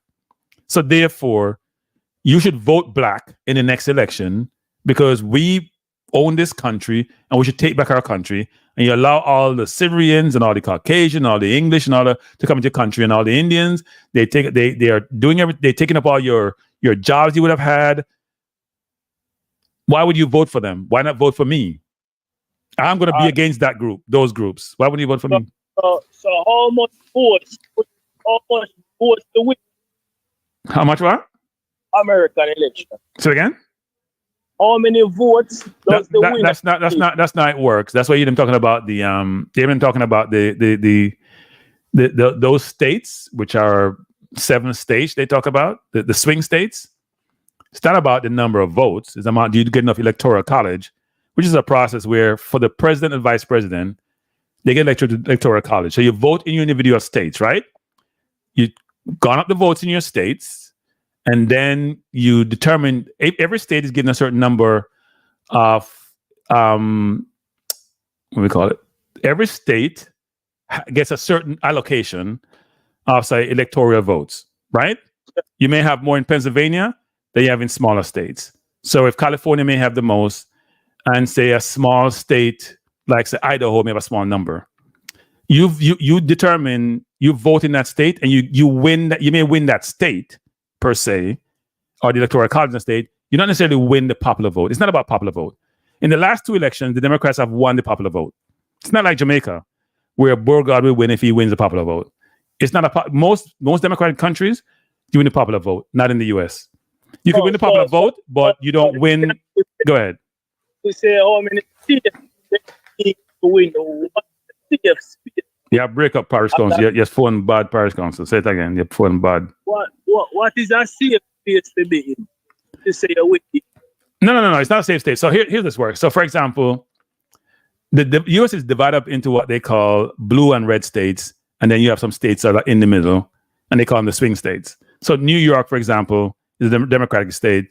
California, Democratic state. Most of the states down south, all the states down south, apart from maybe Georgia more recently, are what they call red states. So they vote Republicans. Certain states, it's like Jamaica, where you have Rima and Tivoli is always JLP, right? You have different locations, and they're set up a certain way to vote, right? But there are other places in Jamaica where you can't tell if they're going to vote PNP or JLP. So, for example, Pennsylvania, they come as swing states now. Georgia has become that because you have democratic movements. A lot of people that move to Georgia are more democratic. So over time, that population, it's like you move a lot of people or PNP into JLP territory like Tivoli, it becomes more balanced, and eventually it may swing to be more PNP, which probably never happened in Jamaica with Tivoli, but that's how the concepts that work. I hear him properly. Yeah, man, I hear you now, but they're coming, but not the greatest, yeah. The reason why I'm asking is that if Trump were to win, we could see if more than 40 million people voted for him, right? Last time it was 70 million. 70 million voted for him. What last? 70 million plus voted for him last time, yeah. Okay, so let us say 100 million people voted for him win. Are you saying that those 100 people are, maybe use some strong terms earlier, No. So let me say this. For some people, what would you say about those 100 million people? I'm saying I'll say 2 things. One is, first, I'll say this: they have no moral compass. They don't care anything about morality. They don't care anything about goodness. But I'll also say this: some people vote their pockets. They vote for different reasons, right? If you are financially worse off, let me just say this, people, in a normal setup, in a normal process, incumbents are challenged because the incumbent has a record to run on. The challenger normally doesn't. This is unique. I don't think everybody is going to go due to this process where you were the president, you lost, and you run again. Most people, when they lose, they just go away. But he can't go away because he loved the president. He loved the power too much. Right? So in essence, in his case, he loves the power so much he has to come run again. So he has a record to run on. That's why you can challenge him and compare your policies to his policies. The problem Democrats have is when he was in power, the economy was better. And the immigration wasn't great, but it was much better than it was now in terms of illegal immigration. Because the U.S. squeezed Venezuela, and 500,000 Venezuela come across the border. And the Biden administration did do enough to curb some of that illegal immigration. I have no problem with that. The point I'm trying to make is this. The person is trying to change the U.S. And those of you talking about Kranky don't explain critical race theory, I was trying to do a generality. It's mainly saying, you know what? The system that we have in the U.S. is built based on racism. You got to teach people that. It's institutionalized. It's systemic, right? It's not equal. You got to teach that so people learn that's how the system was built and that system needs to change. I just basically said The concept is this: they don't want you to hear about your history, but that's part of that history. So Kranky, there are people who think that possibly over 100 million people. Not 100 million, 70 something million. If you have 100 million people, he's going to win the election by far, right? So, Yes. but doesn't mean that if you may have you may win the majority vote in the election, like I think Clinton did. But at the same time, if he has 100 million, that means most of the country have voted for him. All right. Thank you. Correspondent, your phone awful. Call back, your phone awful. People can't hear me, can't hear you. Call back, come back. Try again. Pay the phone bill and come back. Yeah, Paris calls the phone. It might give me some question, people. Eagle says, 4 years later, Donald Trump is still waiting on Mexico to pay for the wall. Look, Trump is a salesperson, right? But if you look at Trump's background, I don't think there's anybody in the history of politics in the US have anything close to his background and win. Because it's not a Trump movement. It's the Western world movement whereby people of a certain race feels vulnerable, feel that they're losing their power because they're not growing the population, and they believe they have to react to it. It's happened in France. It's happened in the Netherlands. It happens in England. It's happening all over. In England, Brexit was, they say, immigration mainly, right? But who was coming to your country? Yes, some of Eastern Europe was, but a lot of people who didn't look like you. Trump is not complaining about Western Europeans or Eastern Europeans coming into the US. He's not complaining about that. Why would he? They look like him. Yeah, we have people. Let me just say this. Why don't we complain about all the shootings in South Chicago? People are killing where we have double-digit killing every single weekend. We're going to pick up one Venezuelan gang someplace else. They're going to be bad apples everywhere. If you didn't squeeze Venezuela, stop them from selling their oil because they decide to have their own government and operate the way they do, then they'd all be running across the border. Oh. One sec, bro, God have more bank accounts than Trump. I think bro God have more bank accounts than Trump. Bro God. How much bank account bro God have? Bro God have about 28 bank accounts that not count some of their account with the company main one.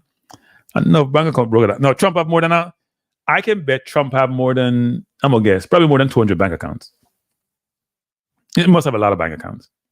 Because he has a lot of companies. And every company gonna have multiple bank accounts.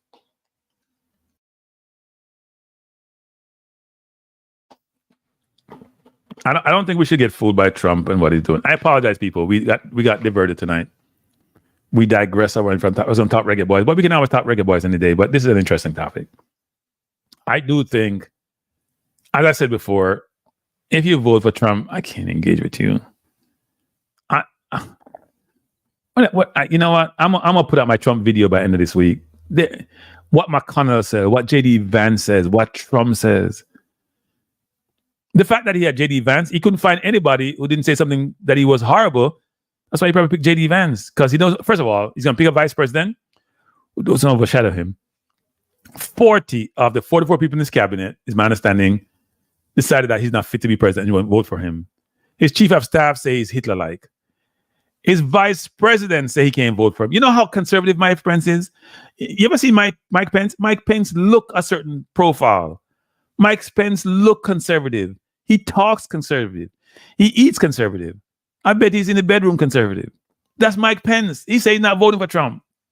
And Trump represents his party. Like, people, these people are trying to tell you that this man is evil. They've worked with him. And we have nuclear weapons. Even though I was in the military. Let me just say this about the military. Even though some of them are Trump supporters. In the military, you're taught that you should obey orders. Right? But like everything else, there are limits to the orders you should obey. So if your commander tells you to go shoot this innocent person standing there, he may try to get you Article 14, may try to lock you up, but you have to do something you know is illegal and not right. All right? So if you're going to use the military to do certain things, even though you have the Supreme Court, What we don't want is become a military state, because the military can take over the country like doing most countries. They can take over the country. And some of those generals in there are not Trump supporters. Some may be, but some are not. That's why we're going to have conflict and issues. Lee Young say he made 17,000 of Trump media. Yeah. All you have to do, Lee Young, is buy it one day and sell it the next day, because you know how that works. But Lee Young, you know, if you buy Trump media, you were supporting Trump, right? I mean, he had a lockup period, so he couldn't sell. He had a lockup period, but I couldn't buy. I couldn't deal with Trump. Yeah.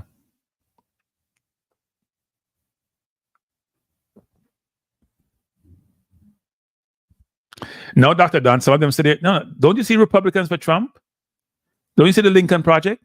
There are Republicans out there. Have you ever seen that, people, in the history of the U.S., where people from your own party, people will switch parties, right? But where they're coming together, they're pulling their resources to advertise, and these are intellectuals now, people who are conservative to the core, are saying you're not conservative. Trump is not conservative, you know. Take that second. I think I'm going to be on line side, but everybody's trying to keep pushing. No, I can't say that. I don't think people realize. Hey, let me say it to people.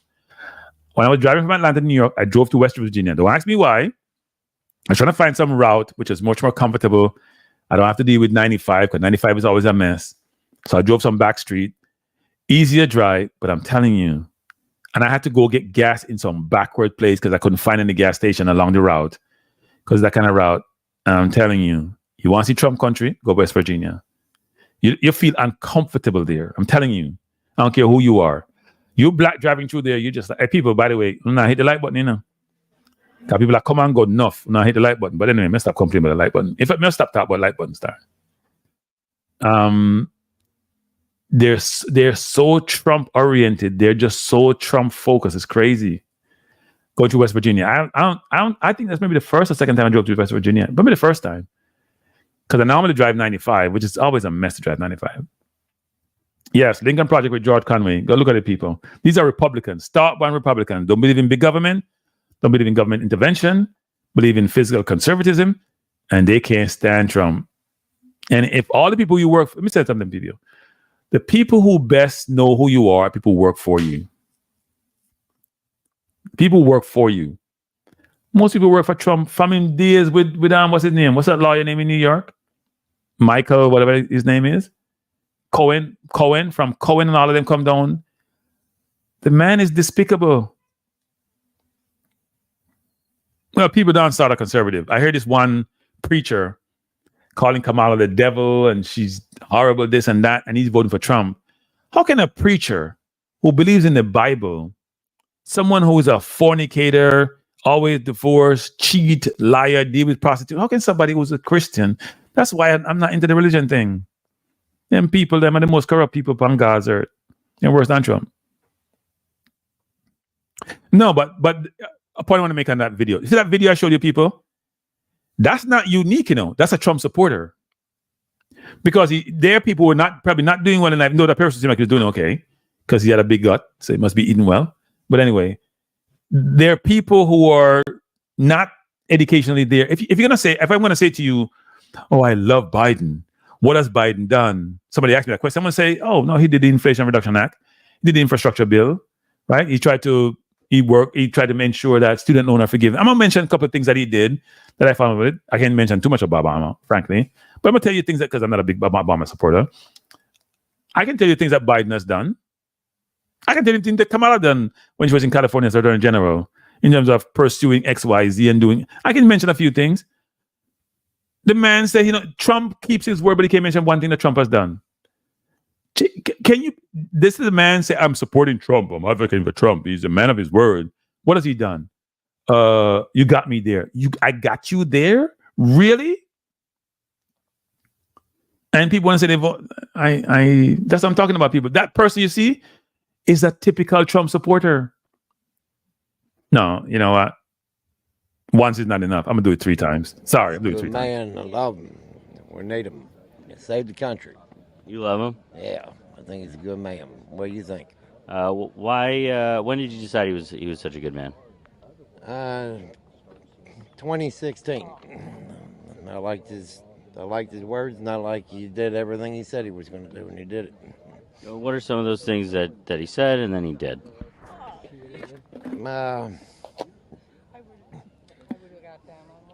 Give you just one thing. One thing he said and then he did. Just one thing the man said. Tell me one thing. One thing. One thing. Not one thing. One thing. Oh, no. You got me there. Okay. If you're the person actually, that looked like a JFF conference, wasn't it? Let me stop. I'm still fighting that. You know what? This is not one people. There's a bunch of these like this, you know. There's a bunch of these. This is not one off, you know, people. It's a bunch of people. You ask, what has he done? Give me one thing. The man said one. He didn't say give me 10. Give me one thing. This is a typical Trump supporter. Now I hear this is Jason going to comment. Kranky, be fair. Kamala supporter couldn't point to any policy either. Jason, how you mean Kamala's policy? She's the president. What policy are you talking about? She ain't no president to be policy. People say what Kamala's done. That's like saying what Barack did before he went into power. You're not the president. You don't make policies. The people say, what has Kamala done? She hasn't done anything because she has not been in the seat. Tell me what Mike Pence did when he was in office, people. Tell me what Mike Pence did. All people blame Kamala for the wall and blame Kamala for this. Kamala was trying to solve root cause on the border. The problem is, you got to fix symptoms to show you've done something, not solve root cause. You know what she was trying to do, people on the border?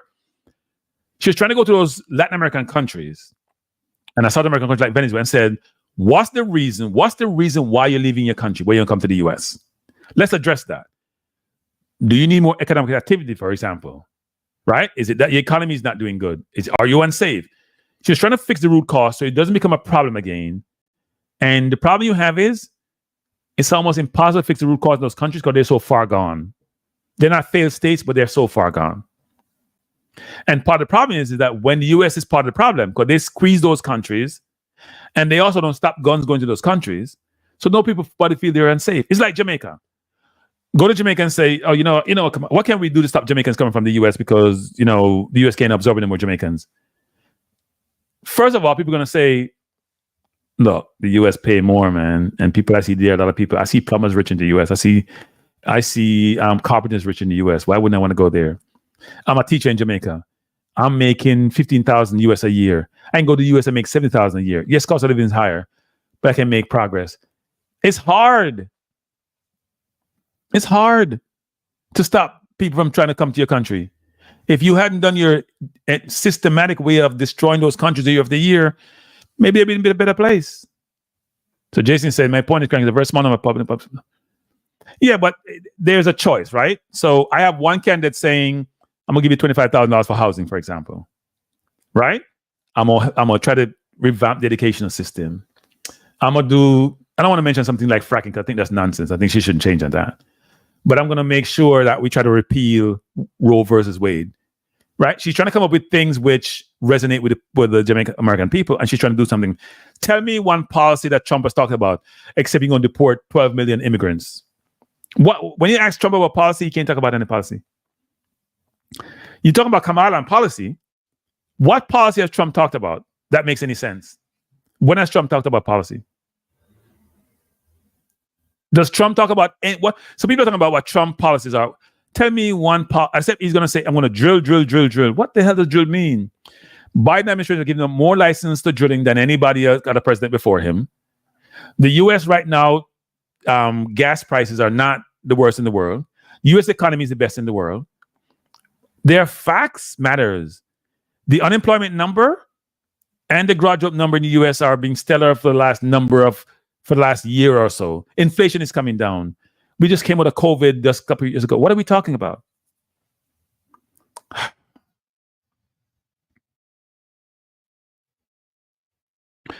Yeah. This is one that yeah. These are Trump supporters. Do you prefer the Obamacare or the Affordable Care Act, right? Because if you say Obamacare, he's not gonna like Obama. So they try to trick them to see if the Trump supporters are just playing stupid. And some of them are. Teachers in the US are not making $70K a year. I'm sorry, I live in New York, BM. Teachers in the US make $70K a year, some of them. You'd be surprised. I didn't mean to say you come here and make $70K right off the bat, but between somebody. Okay, I know people. You know what? I'm not going to go into this, but I'm going to tell you something. BM. I know people in the U. I don't call it anybody. I ain't gonna call it anybody, but I'm gonna say this. There are people who come here for a reason, people. They can come here, they can come out here with their whole family, they can do well, they see opportunities here. That's how it works. Anybody can do well in the US. Let me say that again. If you're committed in the US and you use your brain versus just using your brawn, you can do well in this country. I wouldn't say the same thing about any other country on earth, including England, which you can do your best in England and don't go anywhere. Right?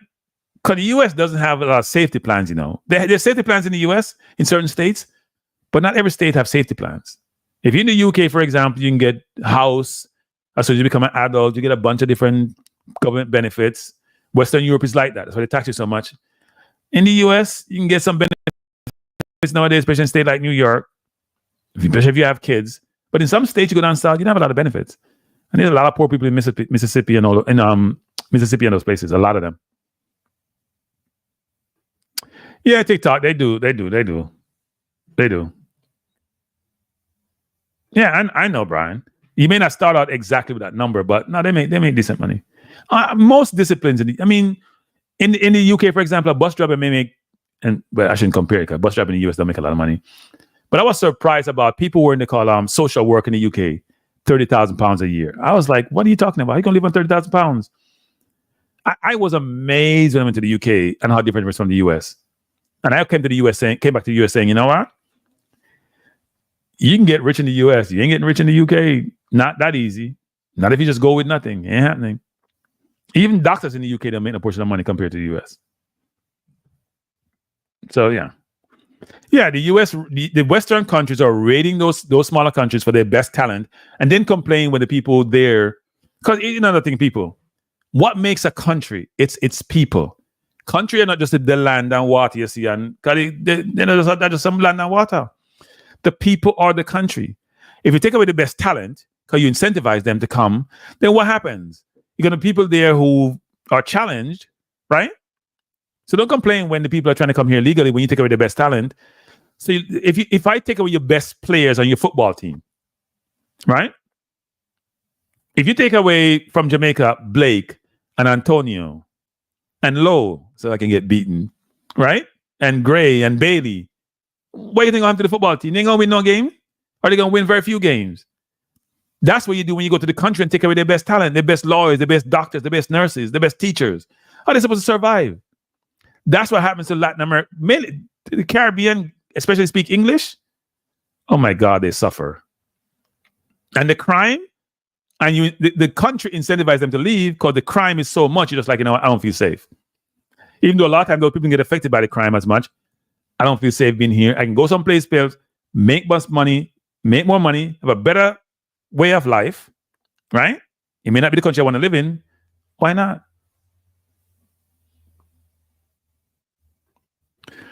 Okay. So you can Ricardo, we have to do this tomorrow because I said this. I said people should call in for the questions to win the tickets, and nobody called in, so I couldn't do that. I still have the tickets, people. I have 2 tickets. Let me just repeat that. 2 tickets for the game in Missouri, St. Louis. Never been there. On November 18th, the game starts at 7 p.m. There's going to be a get-together at one of the restaurants. Before the game is in the chat. Before the game, how are you doing? How's Trinidad doing? Is Trinidad in the playoffs?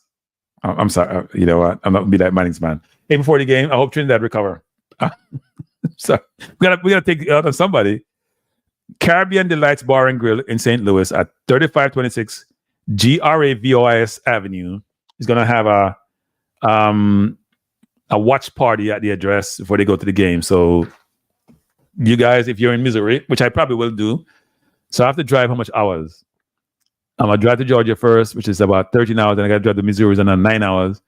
So between both drives, I'm going to be driving for 2 days and a half, almost 2 days actually. Go see my team play. I hope they appreciate me. But no, I have 2 tickets to give away, people. I haven't bought my tickets yet. I tried to buy tickets 2 days in a row. So who knows if I'm going to the game because they keep rejecting my cards. I got to call somebody to buy the tickets for me. But if you're in the US, people, try to get to the game. Seriously. people, let me just say this. And Errol in the chat is always at these game, people. In fact, I said this the last time. Errol went to the game in Minago, Nicaragua. I'm sorry, or Honduras. Minago, them place there. Errol went to the game in Nicaragua, and then he flew into an event that we had, that my club had, because he would have gone to the Jamaica game too. Errol goes everywhere with the team. And I hope the Reggae Boyz appreciate that. They have fans who are extremely loyal. Good night. Good night. I apologize to call you twice. Okay. But there's an issue that I don't know if you're going to address or you're looking at. And that is the situation with Craig Butler and Lenny Hyde. No. Caller, I'm stopping you right there. People, why don't I look? I'm not asking this people. So those who are regular in the chat, why am I not looking at issue with Craig Butler and Lenny Hyde, people? Please explain to my caller why I'm not looking at it. And I haven't said anything about it, caller. Those in the chat who know me. So you should know me too. You should know me too. No, you have people on YouTube heralding this man as some type of genius, some type of godfather, some type of oracle, and is anything but. And the pussification of Lenny Hyde that is going on need to be talked about. Right. Well, but let me say he hired Lenny Hyde. He doesn't have the license to be a coach. Right. So he cannot be a coach in the Premier League. He bought our co-owned there, and Lenny he's doing and Kranky. Black men in Jamaica don't have any power. And no, to see no, that's it. Bro got black. And to see Lenny Hyde being just being stoned and being pussified by Craig Butler is alarming, and he's allowed to continue. He's allowed to continue, and I'm like, so I'm gonna say this call. YouTubers are not gonna address this. YouTubers are not gonna address this. So let me say this call. First of all, I've met Lenny. Lenny's family has a restaurant not far from where I live, actually. Really nice restaurant. I used to go there all the time. But I changed my diet, so I haven't gone there in a little while. But I love going there. People in there are great. Family's great. His family owned the restaurant. Great people. And I met him there one day. Had a good conversation with him. A great guy. But I do not talk about certain toxic people on my channel. I don't talk about them. I'm not that desperate for views, people. You hear me ask for likes? I will never be that desperate for views. Never be that desperate for views. First of all, I must come off of YouTube. If you ever hear me start talking about that person, I close on my YouTube channel. I don't talk about toxic people like him. I talk about toxic people like Trump because they're trying to deny my race, certain things. But people like him, I don't talk about. Lenny is a nice person. Lenny is a grown-up. Lenny can do what Lenny wants to do. But I'm not talking about this person on my channel. I apologize for that. I'm not talking about him. Other YouTubers who have this person on their channel, they should talk about it. Unless they're conflicted and they don't want to. But I'm not one of them. I'm not talking about this person. He's not worth the time and effort. You guys can have the big fish in a small pond. I'm not having that. Yes, Kranky, I respect your opinion. It's your show. Yeah. But when you Hitler's public relations manager said that to make a lie, I'm paraphrasing, to have a lie become truth, you repeat it over and over again. That's true. And Trump does it all the time, by the way.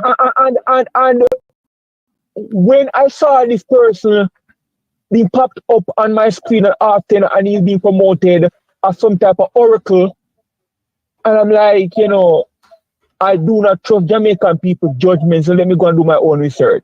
And when I do my research, I'm like, come on. You know what I mean?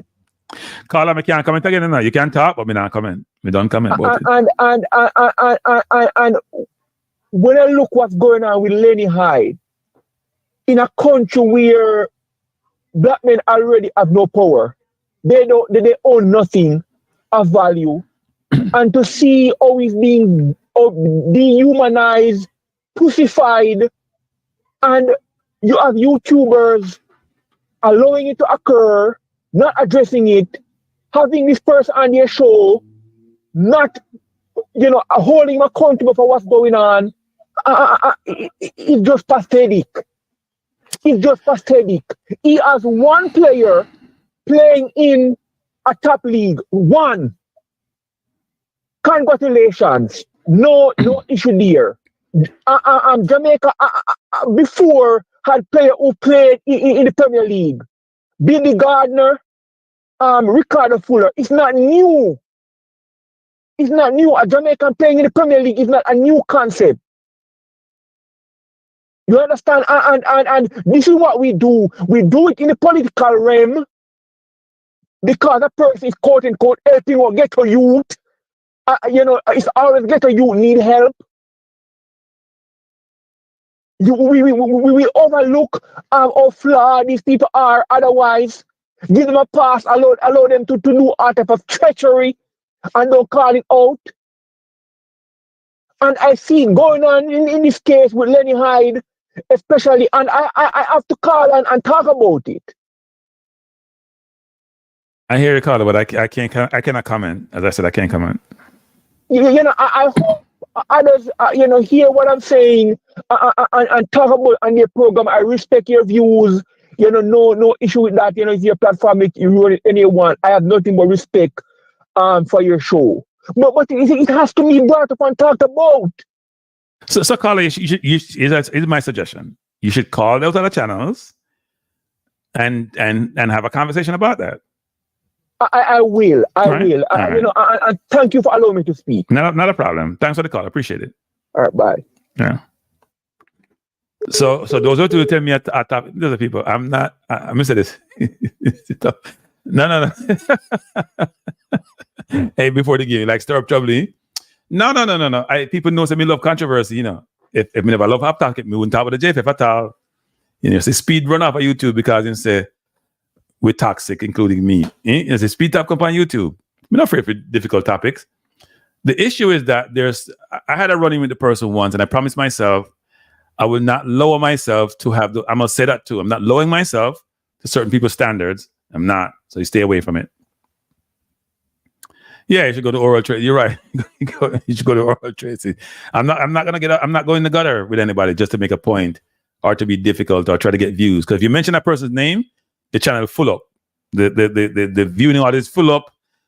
Enough people jump in. I'm the opposite. That'll never happen. I'll have one person watching me versus 1,000 people watching me because they're supporting certain people. I'm not doing that. You can't do anything. If I become a millionaire because of you, that will never happen. We ain't gonna have a conversation. There's some people as I said before, I do have these barriers that I put up, and that's one of them. Now I'm talking about you. You're not worth my time. But anyway, people. You know something? Do you know that TikTok was reasonable tonight?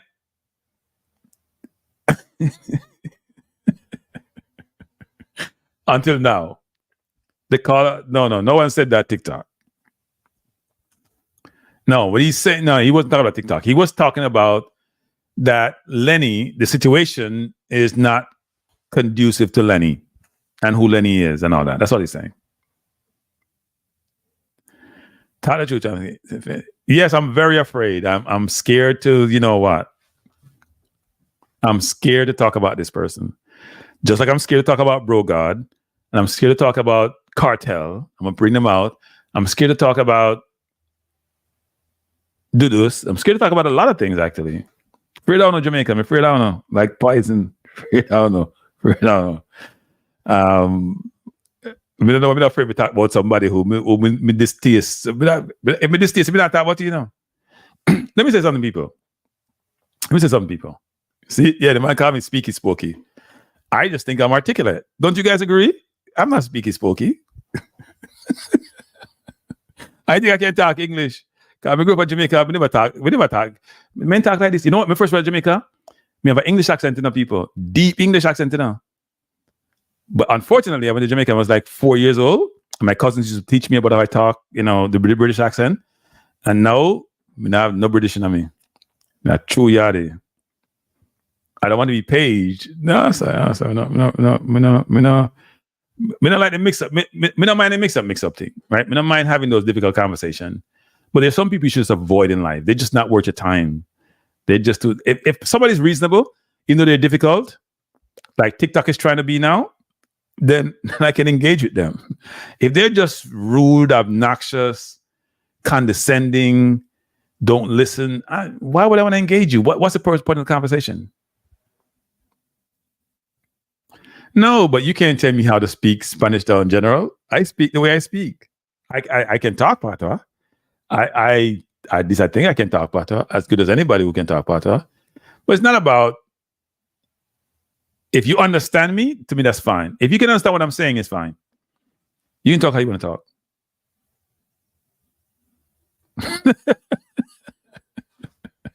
Hey, if me talk about cartel, me have to run away. Tell you something. If me talk about cartel, me have to run away. I have to run away. In fact, then I probably cancel my channel. They probably try to hack me. So I'm not talking about nothing Jewish either, but I want them to come hack me. I'm from the Trump communication team. You know, my folks Trump on my balance channel because if they hack the channel, then me just shut it down. Now that's how the world is. No, I'm not talking about cartel, master. I leave it alone. Leave it alone. So I don't leave it alone. I leave it alone. Because I don't like me. I talk about cartel now. And that hate me. I go past somebody's channel a while back when he first get released and bring up some points. And the man just study a little bit because me ask him, but never run off him up. I said to him, I said, my youth, I listen to your channel for XYZ now. And if you somebody hear me on the channel, I call him, what your name? Make we talk channel. I call him to the channel. Come in and listen. Somehow me come across the channel for some reason. I don't know why. I'm gonna say, wait. Me listen to this thing, but I don't want to talk about a procedure. So me call it can end people. Yeah, let me tell you something. You think people extreme in politics? Them extreme on a subject, you know. Most of them is to the point where the person should be released from jail. I'm gonna say to the man, say, my son, uptown. What does uptown mean? Me don't understand no people. What mean uptown? I grew up in uptown in Jamaica. I live at Walton Park Road. I live at Harbour View, so not uptown and that working class neighborhood. I live at Lucy. I live on a place called Biggest in St. James, about 10 miles of Mantic. I don't live no uptown thing. No, Triple E. I touch upon Triple E. So I call into this show and say this. I say, so me hear all the people are saying, right? And people are extreme people. They're on one side, 90%. It's like with the Buju situation. 99% on one side, right? And 1% on the other side. Even in Jamaica, about say call it 10 and 90. I'm gonna say, me understand everything I say, right? And we have course and everything. But here's the question I want to ask people. What happened to the victim? What about the victim's family? Because I hear them talking about a bunch of stuff. Nobody consider you when you're gone now. You know, think about what suffering you went through. Nobody think about the person who died or got killed. All I think about is those who are alive and their situation and they're famous. And that rubs me the wrong way, to be honest. Right? Now, if the person is innocent, they're innocent. But I struggle, people. I struggle. That's why the life thing kind of funny. Yeah, I don't get it. I see people downtown celebrating with them phone as if them. Hey, people, you think a barrel coming out? Hey, me up on TV jam, I watch people downtown are celebrating now. You think a barrel coming? I tell you, a barrel come. But it's not a cartel issue. I was just as upset with the guy from uptown who killed the KC kid in that taxi. I was even more upset about that. Well, I wasn't more upset, but I just don't understand those things.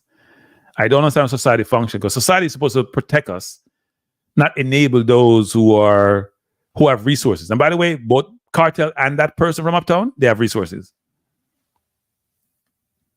They have resources. So yeah. So no, I'm not going into those conversations, but I don't mind going to those difficult territories. You can only die once. Isn't that right, people? You can only die once. I find it funny though. They can't talk. People don't want you to talk about certain things in Jamaica and they want to threaten you, but in the US, you can talk about mob, talk about anything, and nobody now come threaten you. It's kind of weird, isn't it? And then my bother some of the people there. Yeah. The kid went to my alma mater too. And the person who did it, did they go to jail for life? Did they spend 20 years in jail? No. They they first left the island and then they did all sort of crap, and those things can't be fair. And the uptown people enable them too. The uptown people enable that person. Right? No, I look, Naja, but I'm saying Jamaica society allowed that to happen. I'm sorry. The people in Jamaica allow that to happen. They allow that to happen. So, yeah. They allow that to happen. J. Russ says, allegedly it wasn't him, it was his kid. He took the rap. It seemed knowing he got out because his alibi was tight, given he was overseas. Well, he got rid of the gun too, didn't he? I mean, somebody got to go to jail for that. Somebody got to go to jail. Whether he wants to take the rap for his kid, that's his business. Somebody got to go to jail for that. A parent lost their son, people. A kid in high school, just going home or going someplace. How can that be okay? And the culprit doesn't get the penalty of the law that they deserve. Right? So we don't think about the victims a lot of times. The people with money can buy their way out of stuff. It's like Elon Musk in the US now, talking to the Russian president. At one time, you're a Republican, he's a traitor. He's got to be hanged by his toes. Now, he's a Republican, it's cool. Because he has $200-something billion. Like, where are we going as a people, as a society? It's always been some elements of this, but some things are now more brazen. Elon Musk came from South Africa, where they had apartheid. We're not surprised at where Elon Musk is trending. We're not surprised. By the way, Elon Musk, just like Melania Trump, came to the US illegally. Let me repeat that, people. From allegedly, we put that word in there. Allegedly, both Elon Musk and Melania Trump were illegal in the US. Musk was working as a student, which was not allowed.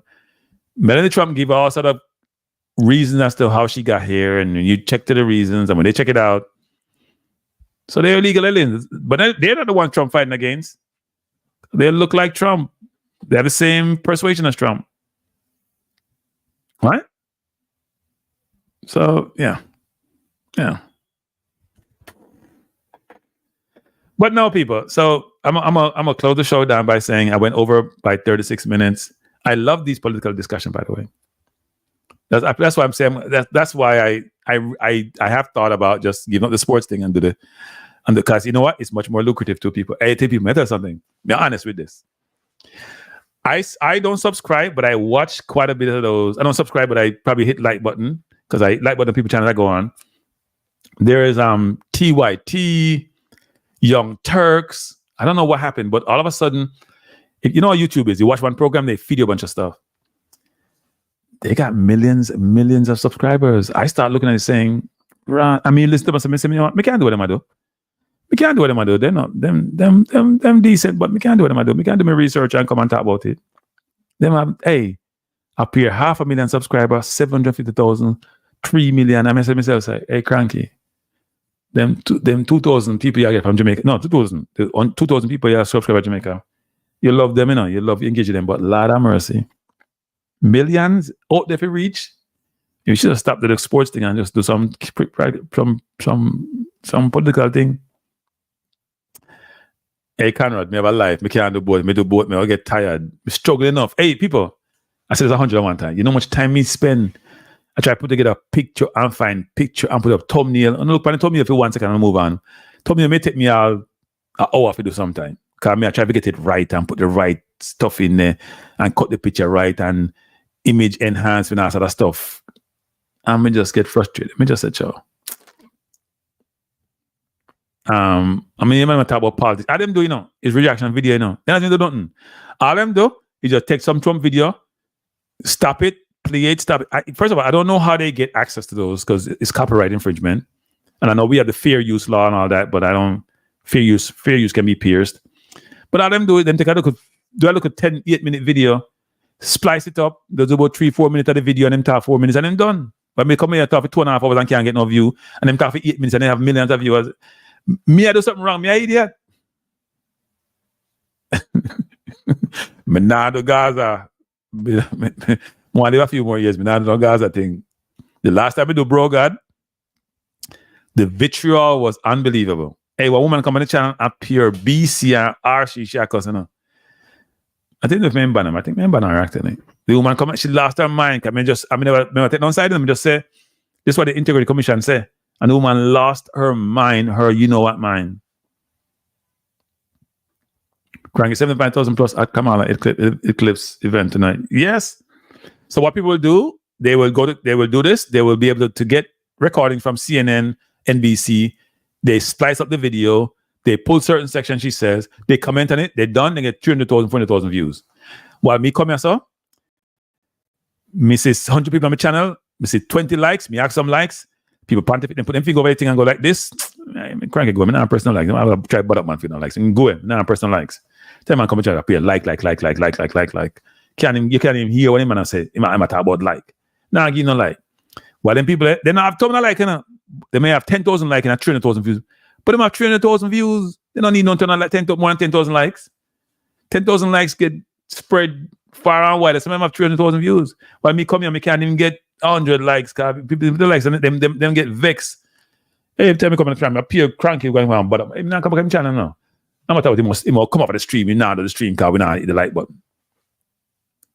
I study people them stay now. I do it. You don't even ask for no money. I said, give me a like button. You may come on. I said, boy, come on, people, drop a what do you call it? Super chat. Drop a super chat.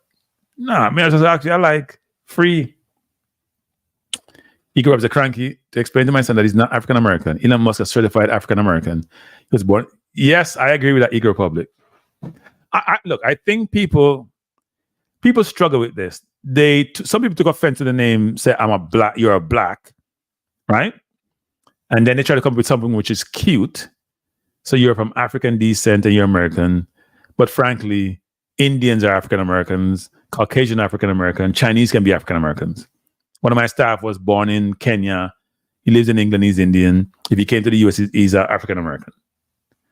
Right? So that term, I don't know. I don't know what term would resonate with people, but I don't buy that term. You're right. He's an American citizen. That's how we should think about it. All right, Ricardo. I'll work on it. So Tita said, if you're looking to make money on YouTube, Jamaican's family isn't going to get you the most views. Reaction and rack up a lot of views. No. And I know, let me tell you something, TikTok. If I listen to my nephew, I wouldn't be doing this. Trust me. My nephew give me a hard time 24/7. He will sit me down in the living room and he will say to me, okay, uncle, you see this. He showed me some NBA videos and the guy's doing reaction video. They ain't talking about nothing, they ain't something they're talking about. They make it dramatic, right? They're excitable. They make it dramatic. They talk for 10 minutes and he say, you see, 500,000 views. And I was like, that's not what I want to do though. I want to talk Reggae Boyz football. I want to talk EPL. I want to talk NBA at a general level. He's like, well, you can keep doing what you're doing. You ain't getting those views. And I was like, I don't totally agree. But I do agree that if I talk Trump, I'll get views. But I struggle between, I want to talk Mason Greenwood, I want to talk Antonio and get my beating, I want to talk Damian Lowe. But if I talk them, I ain't getting no views. By the way, people, I don't have an aversion to money. Me not tell me no want no money from YouTube. If me get the money, me not get back. I didn't come here to make money per se, but I'm not getting back. He said making videos about making money is also very profitable. Yeah. But people who tell you about making money of videos, they're just doing it to make money. Look, so if you read Forbes recently, and which other article? There are some articles talking about the new millionaires in America. You know who those new millionaires are? A new type of millionaires in America. You know who they are, people? Tell me. The new types of millionaires. So traditional millionaires would be athletes, business people, doctors, XYZ. I'm going to say Jamaican. Okay. You know what the new millionaires are, people? The new millionaires are your plumbers. Let me say this again. They call them people with tools. Your plumbers, your carpenters. I ain't talking about YouTubers, Ted Dexter. Some of them are multimillionaire. Your plumbers, your carpenters. I know one of them actually. Even though he would tell you that he's not a millionaire. And I say, well, how come you take vacation every 2 months? And he's like, well, I'm living. No, we know, because I know what he charges. He does work for me. Hey, they ain't making less than $200 an hour, some of them. They're getting paid, people. So you can be a plumber. You don't have to go to college. You can be a plumber. You can be a carpenter. And you can make real. That's what America provides. You can't do this in any other country. You ain't going to be no plumber person in England become a millionaire unless you own your own company, and then it can take a while to do it. Here, you get some state license, especially in New York. You get state license. You get some big job to work on. You'd be shocked how much money you make. That's what the U.S. offers you, which most countries don't. So you could be somebody who didn't get formally educated, they're not academic genius, didn't go to the best Ivy League school, didn't go to college at all, and this country you can become a millionaire. That's why people want to come here too. So those who are comfortable that people come here, they can see. And by the way, no from Jamaica, when they come to US and they go back to Jamaica, and they start prowl off on the people them see big chain, them see big dollars come out, and they go to the best restaurant, the best hotel, and they send down vehicle. Of course, money there. Then they want some of that too. Why don't a human being, they don't want some of that? When I have big house at Jamaica and go build big mansion that you're not living about once a year, then I must think so don't have money. I want to come here. That's why everybody want to come here. And by the way, people, this is not a Jamaica thing. This is a thing that happens across the globe. You hear the African them talk. When you spend back over $3 billion Jamaica. The money they have not spent back so much money in Jamaica. Yours truly included, by the way. If you have sent so much money to Jamaica, you must have money. So why would I want to come with the money? Who have an aversion to money? Yeah, but when you get that money, Dr. Dan, hey, trust me, Dr. Dan, them now, cold, I kill themselves with, and then people house. None of the plumbing go inside of the house. Hey, let me tell you some people, the plumber them in New York, they get paid. Hey, me can't believe when a person tell me to them pay. They paid $5,000 for a plumbing job. It was 2 persons and they took 2 days. I mean, no, it's enough money because one of a property I own had one of the thing break when the pipes break, and the people them come. First of all, they charge $150 to just come and give me an estimate, and then they taught me 20. So some sewage leak out, they might charge me $2,500. You know, take them more than 1 day. It doesn't take them more than 1 day. You guys don't want to see my screen. My screen is running crazy. This is I bought this computer last year now. It's a MacBook Pro with an M1, M2 chip. I understand why it's running like it's going under control. I'm not sure why it's jumping like this. I gotta figure it out. I gotta call Apple when I finish with this program. Call them tomorrow morning first thing. It's crazy. I couldn't even control my screen if I wanted to because it's just going like I'm a mad person. Let me see if we can find out if it stop. We can't stop this there. We can't stop this. One course. I know TikTok is saying something, but TikTok I didn't put up a comment. TikTok, my screen is going crazy. You guys are not seeing it. I think it has something with my email, you know, my email system. I gotta talk to Apple about it. It's not cheap. The laptop cost me over $2,000. What do you mean cheap? This laptop cost me about, I could look it up. It cost me a couple grand. It's not cheap. I don't buy cheap laptop. I only use Apple products, by the way. And Apple MacBook Pros are not cheap. And this is about, it's an 15, 14 inch, something like that. It's not cheap. No, it's not cheap. It's not about whether the computer is cheap or not. Does it work? No, we weren't using any. Maybe it's AI. You could be right. Can we use enough AI? No. Yes, AI, that's what I'm saying. BM. It's people with tools. So air conditioning people. I had an AC installed in my house. No, they get paid. I'm gonna tell you something. Like a plumber install. I remember I had this plumber 3 years ago install a new boiler system. That's like what, $8,000. I had a friend of mine had a AC issue installed, $8,000, and that's not a week. They didn't spend a week, and it's one person doing the job for the AC for the person actually that did it. He charged $8,000. Now the system may cost you $3,000, $4,000. So if you're making $3,000, $4,000 a week, you ain't doing bad. You ain't doing bad. So yeah. Yeah, Triple E, they're getting paid. They're getting paid. First of all, everybody, houses are everywhere. So think about it, people. AI hasn't gotten to that business yet. No. AI is not in the AC business yet. AI is not in the plumbing business yet in terms of fixing those things, which are infrastructure, which are not changing because people can't afford to change it. And are right. So the people gonna make money.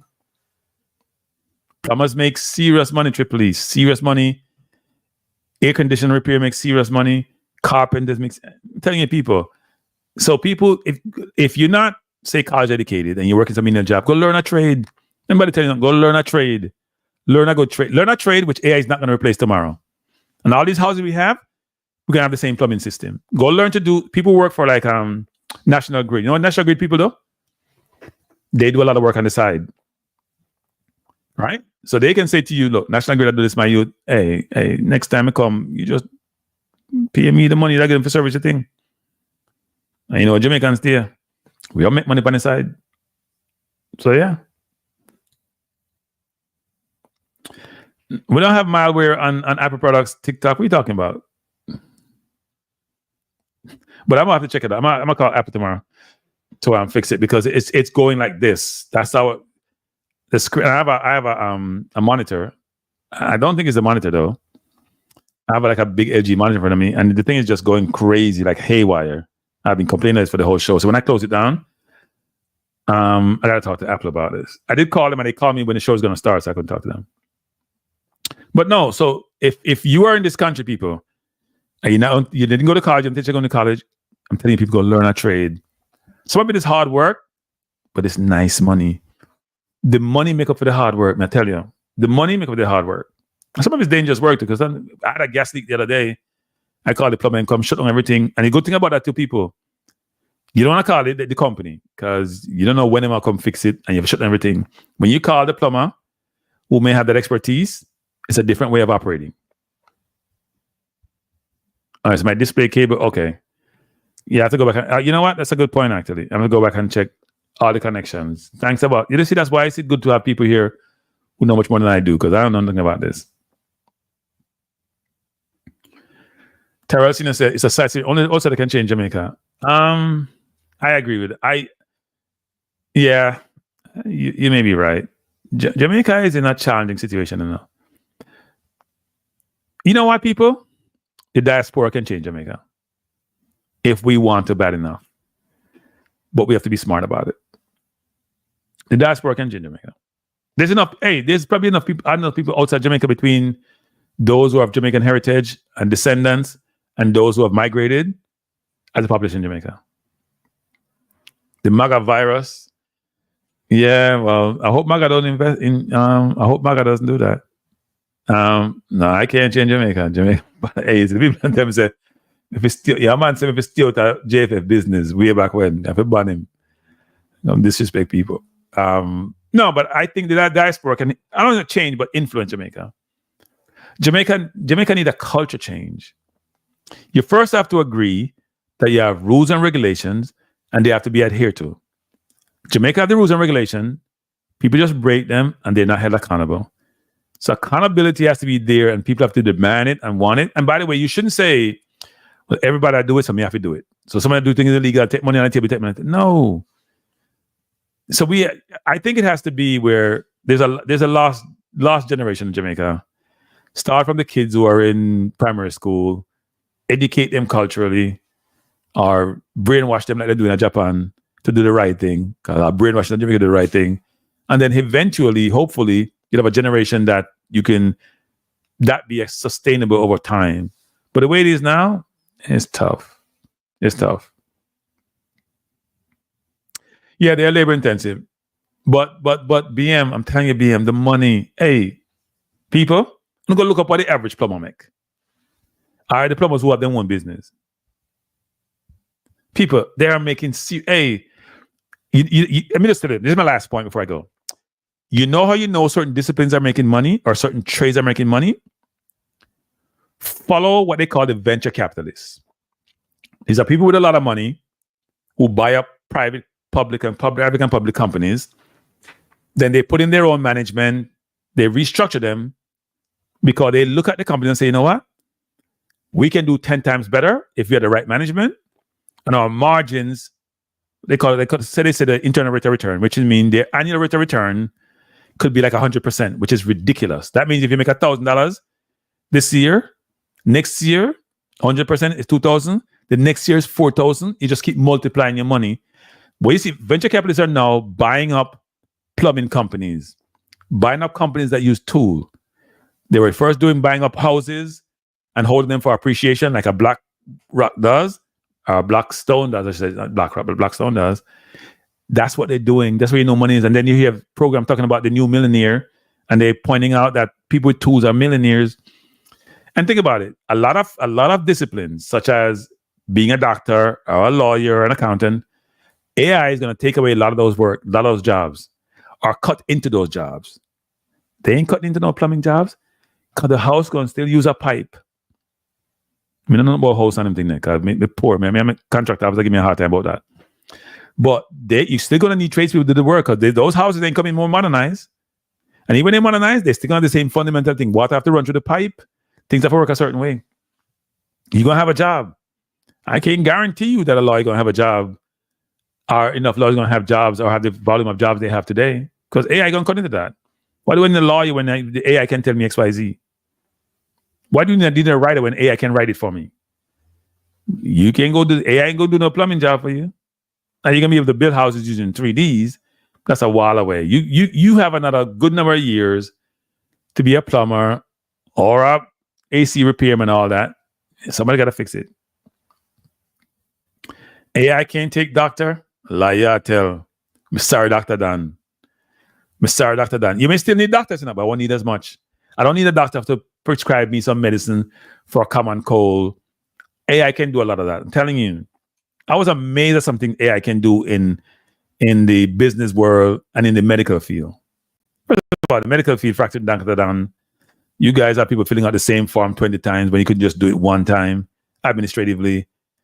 The AI can prognosticate what's wrong with you. The AI can predict what's wrong with you. I can diagnose what's wrong with you more than a doctor can. Because you know what? The AI taking information from all these sources, collating it, looking for themes and pattern. Human being can't do that. Or do it to the level of AI. AI can give you a response in 1 second, 10 seconds. Doctor have to go doing research and remember and do a sort of analysis and spreadsheet. No, it's a total thing. Oh, all you have to do is get a robot to do it. Program the robot to do this kind of eye surgery. First of all, the devices you use, Dr. Dan, are becoming robots. They use robots now to do these kind of surgeries, overseen by a human being. At some point, you program it right. Dr. Dan, that's like saying that we won't be able to have self-driving. Waymo has self-driving. Tesla has self-driving. You would think that the most difficult thing to do is drive across a street which have red light and have stop signs and have yield signs. You can do that now in cars. No, you program the robot. So how robots build cars nowadays, Dr. Dan? You program the robot. So you don't need a doctor to do that. Just tell the thing, you can have, what do you call him? Doctor's assistant? I'm telling you, Dr. Dan, I'll be shocked 10 years from now if a lot of those things are not, the routine stuff not done by AI and more and more. Doctors are not irreplaceable. Lawyers even worse. Accountants just as bad. When I was in public accounting years ago, I was working at a big 4 firm. It would take us 3 months to get an SEC filing done. They changed it to like 6 weeks and it still got done. You know why? Because technology changed. You'd be amazed what technology can do. You program it, you can do. Medical assistant. Yes, medical assistant. You just learn. You don't have to be, I'm telling you, 10, 20 years from now, you're going to be amazed what AI can do. Amazed. So I don't want people to say this, that, AI can't do X, Y, AI. No, AI can do it. AI can do it. But anyway, let me close the program down to people. First of all, I want to say thank you. I had a moment this evening. Okay, Triple E. Yeah, I'm not surprised, Triple E. I have a moment this evening, and we do have these moments. I almost closed down the program because I was perturbed about not getting likes. And people said, why are you always asking for likes? Because that's how it works, this algorithm.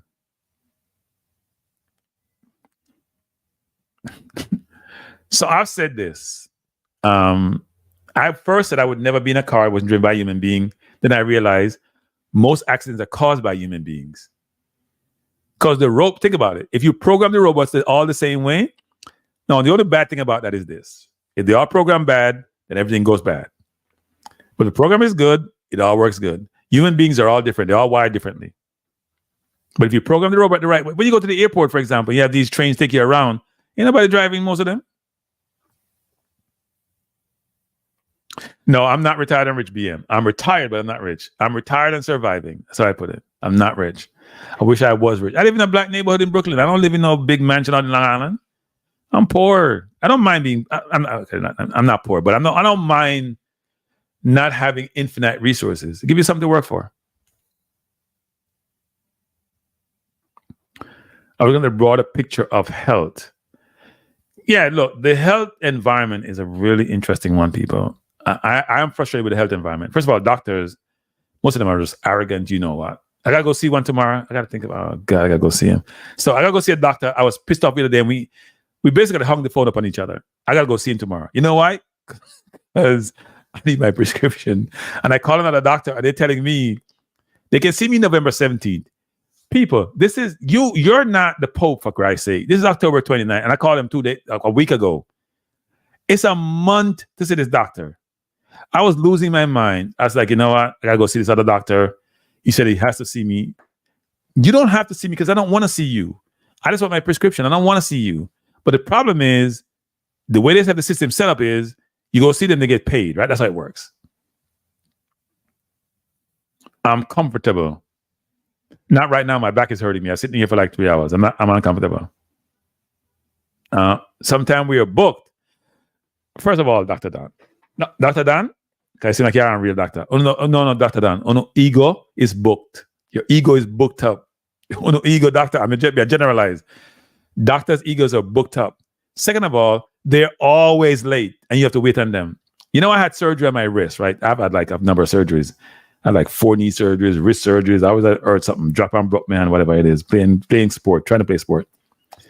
So I had my surgery. I had my post-surgery review to be done by the doctor. You know, it never happened. I went to the doctor's office.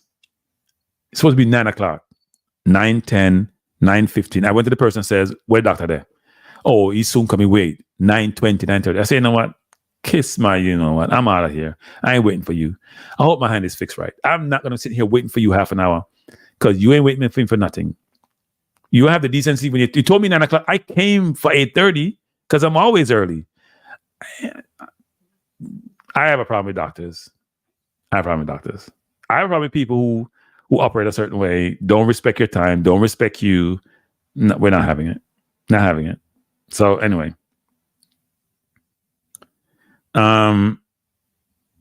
So somebody sent me something here I'm looking at. Yeah, no, Dr. Dan, Dr. Dan, that's normal for doctors. Normal. No, he said he has to see me because he's prescribed a substance, whatever substance they call it. So you have to see me every 6 months. I don't want to see you. He's like, "What I have to? You come? You don't think it's important to come see me?" I said, "No, I don't think it's important to come see you. I don't want to see you. I just want you to give me the prescription." Well, if you don't want to come, I was like, "Goodbye." And then after I got off the phone, I realized that I called this other doctor. I realized, I need to go see him. I was so mad. So tomorrow, so I'm gonna give you a story. This doctor, people. This is personal. I went to their office, right? I had some issue. Went to the office. They told me to take my clothes off. I said, I'm not taking my clothes off. You don't need to take my clothes off. I just need to get XYZ. You have to take your clothes off. We do it for everybody who comes here. I was like, I'm not taking my clothes off. I don't want to. There's no reason to take my clothes off and tell me something that I know you don't have to tell me.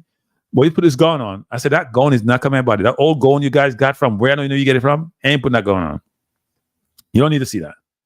So they argued me. They relented, right? They relented. They gave in. So I think I've set a bad precedent with them, right? They think I'm difficult, but I know my rights and I know what I need to do and not to do. I do my reading before I go see you. I'm not coming to see you for something. I actually know what I need to be prescribed before I come to see you. I just need for you to sign off on it because you're the doctor. So I'm not a doctor, but I do my reading. I do my research. I check different sources. My diagnosis may be wrong about myself. Probably is most of the time. But I do my research first. So when I come see you, I'm going to ask you pertinent questions. I need to justify why the hell I got to pay, because I got to pay you money time I come see you. Yes, Dr. Dunn, I can be. I'm not a difficult patient. I'm an informed patient. I try to be an informed patient. I'm sorry. It's not difficult. I'm trying to be informed. If I come see you, Dr. Dunn, for my post-surgery assessment, and you have me waiting, for everybody, I was working them people, I was busy, and I'm waiting more than a half hour. I don't want to see you because you don't respect me. I want to see you. The man when you put the glove up when you went, no, that's not a swollen wrist. no, Duckland. That's what I said, Duckland. I'm saying I had an issue, right? But the issue didn't require the issue required me to take anything off. It didn't, and I know it didn't. And they said they do it for everybody to come here. I was like, that's them doing it for them. I'm not doing it because there's no reason for me to do so. If I gotta have a proctologist, for example, I know I have to take my pants down, right? That's how it works. I know a little bit gross here, but that's how it works, right? You gotta go bend over. And most of you men who want to get that, that's your problem. But I'm not taking my clothes off when I don't have to. You can't fit me do it. I'm not doing it. I told him, hell no. I don't need to. Prove to me that you need to. So that's not being a difficult patient. That's being a patient who try to be as informed as possible. If I'm your accountant, you come to me to do your books. And let me just say this before I go. The last point. I say this a lot of times. I want to call out anybody. I said this the other day. Taxes. Tax season is coming up. If somebody do your taxes for you, make sure they explain to you what they're doing, people. Let me just repeat. If they're doing the taxes for you, let them explain to you how it works. Do your own reading on taxes for dummies 101. That means taxes 101. Because if somebody do your taxes for you and something is wrong with it, you own it. Don't look at them, say, oh, you do my taxes, I paid you. You own it. Right? So I don't even do my own tax return nowadays because when I went overseas, I said this before, became very complicated. So I didn't really do it anymore. But I check my own tax return because I know how to do it. I just don't do it. And I'll be challenging the accountant. Now, I'm not saying you can challenge the accountant because you're not an accountant, but at least understand how it works. If you get back all this, you know you can do? And it's simple. You can go to the IRS website and you can do what we call estimated taxes, right? So, for example, you can put in how much you make and it will spit out based on your profile, how many kids you have, what you're supposed to be. At a minimum, you can do a check and say, you know what, am I close to that? If you know you don't have a lot of deductions, for example. So I think you should learn some of these things because I've seen so many people, how people do the tax returns for them. They do it wrong. They give back a lot of money. They are happy. And then they got to pay back. And it's hard. And some of it is fraudulent. It's not good.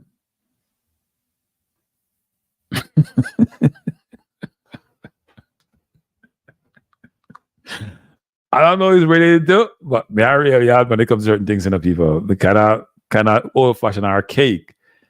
Ain't doing that. Not happening, people. It ain't happening. We're going to do what we need to do. We're going to do the basics. I'm not a doctor because some people say, you know what? You know everything about accounting, you know about doctoring, think about we should do it and the FIFA auditors them. I'm not saying that. What I'm saying is that I try to read as much as possible. And you can be overly informed sometimes. And then when I come talk to you, if you explain certain to me and it sound right, then we can have a conversation. If it sound nonsense, I don't want to hear you. And here's the thing about doctor. What I find interesting with doctor. If you ask somebody if the doctor is good, they'll say, yes, he has great manners and he does this. The guy who did my wrist was a rude person, actually. I know he was a rude doctor. I want to call out his race, but I know he's a rude doctor. He wasn't Caucasian, by the way. And I know it was because of how you see him engaging. But I think it's part of his culture. I don't think he was even being rude. I think it's just part of his culture, how they operate. Not the most friendly people. But I knew he was good the way he operated. I knew he was good the way he operated, right? Not operation, but how he operated. So I went to him. But I wasn't having his mannerisms subsequent to the surgery. I just wasn't having him. Because I could see how he was and how he engages. I wasn't having it. No, I'm not going to go in what race he was. But Juros, don't put me in the spot, Juros. But I knew I knew that I wasn't like this. It wouldn't be like somebody I want to engage. I told my doctor who recommended me to him, my PCP, my primary care physician, I said, you know what, that person doesn't have any bedside manners. He's like, yeah, but he's good. And that's all I want to hear, that you're good. When you're good, because I've had some bad surgeon work on my knees, I'll come to you if you're good, but I won't engage you afterwards. We're not having a conversation. And I come to see you and wait 2 hours on you. Not happening. Not happening. Well, you know what, TikTok? That's why this one want to drop me. I'm going to see him tomorrow. Let's see what he does tomorrow. Because he probably doesn't know it's me. Because I just called up his office and said, book me an appointment. And I'm going in tomorrow morning. I think I have a 9 o'clock appointment in the city, which I don't want to drive in the city because I hate driving in the city. So we'll see what happens. It's a Kranky life. Not sure it's good to talk about doctors in this climate. If you have to go and see them, your life is in your hand. No, your life is in their hand. Your life is not in your hand. It's in their hand. If Dr. One drop me as a patient, there are other doctors, the problem you have, people, is this. I leverage doctors to tell me how good a doctor is. I don't look at reviews. I look at reviews too, but just for their mannerism. I'm not looking for reviews from it's like you're trying to film and ask you who's a good footballer and they know nothing about football. Like, really? I want a doctor to tell me that the doctor is good because then they have feedback and perspective on it because they're in that discipline. Same thing with accountants, for example. But if you ask me about a football, I can say which football is good because I understand the game. That medicine is the same thing to me. There's some doctors who get great ratings, and you don't know what they do to get great ratings. Sorry. I'm trying to get recommendations from other doctors or other lawyers about somebody being good. or I see the work they do and I can do some comparative. So that's me. But anyway, let me close the program by saying, first of all, thanks for being here. Some of you have been here with me almost 3 hours. And this is out of control, Kranky. 3 hours. Yeah. See, Drew Ross lives at a doctor. Egotistical people. Dr. Dan, you may not be one of those, Dr. Dan, but egotistical. We can't drop you. We have to inform you and give you time to find one. Okay. See, Dr. Dan saying he's a real doctor and they can't drop you. Dr. Dan, is your profession conceited? Is your profession narcissistic, Dr. Dan? Let me hear that. I'm not saying you are. Is your profession conceited and narcissistic? Because look, if you go to school for 20 years, you think you're great at something, you're treated and revered by society, which you probably should because you're saving lives, which is important. See, Dr. Dan agrees with me. Narcissistic and egotistical and think that they walk on water. And you know what? They should be given their credit and should be given their accolades and their flowers. But some of them, they can't deal with them at all.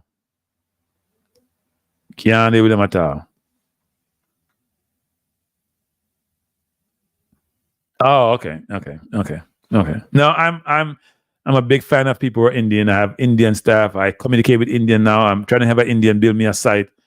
I have great rapport with people from India or Indians. I have no complaints. We can complain about every single race. I have no complaints. Every Indian I've dealt with, it's been a good experience, to be honest. In the US and in India, I love my India team to death. Love my India team. Can't complain about my India team. Love my India team. So I mean, I have no complaints about that. None. Number one cause MDs. But people, here's another thing to people. When you're dead, nobody can say if you do something wrong. You're just dead. Unless they do a post-mortem and then them sue you. So when you're dead, we will complain to what I've done right. And people now check out them doing it dead actually. I have been misdiagnosed before. Misdiagnosed more than one time. I woke up in the middle of my surgery one time. I fucking didn't fall asleep. I was watching the man go in my knee, moving over all these fibers. I was halfway through the surgery. I was still awake. I was feeling any pain, still awake, watching the whole thing. And my knee was never the same.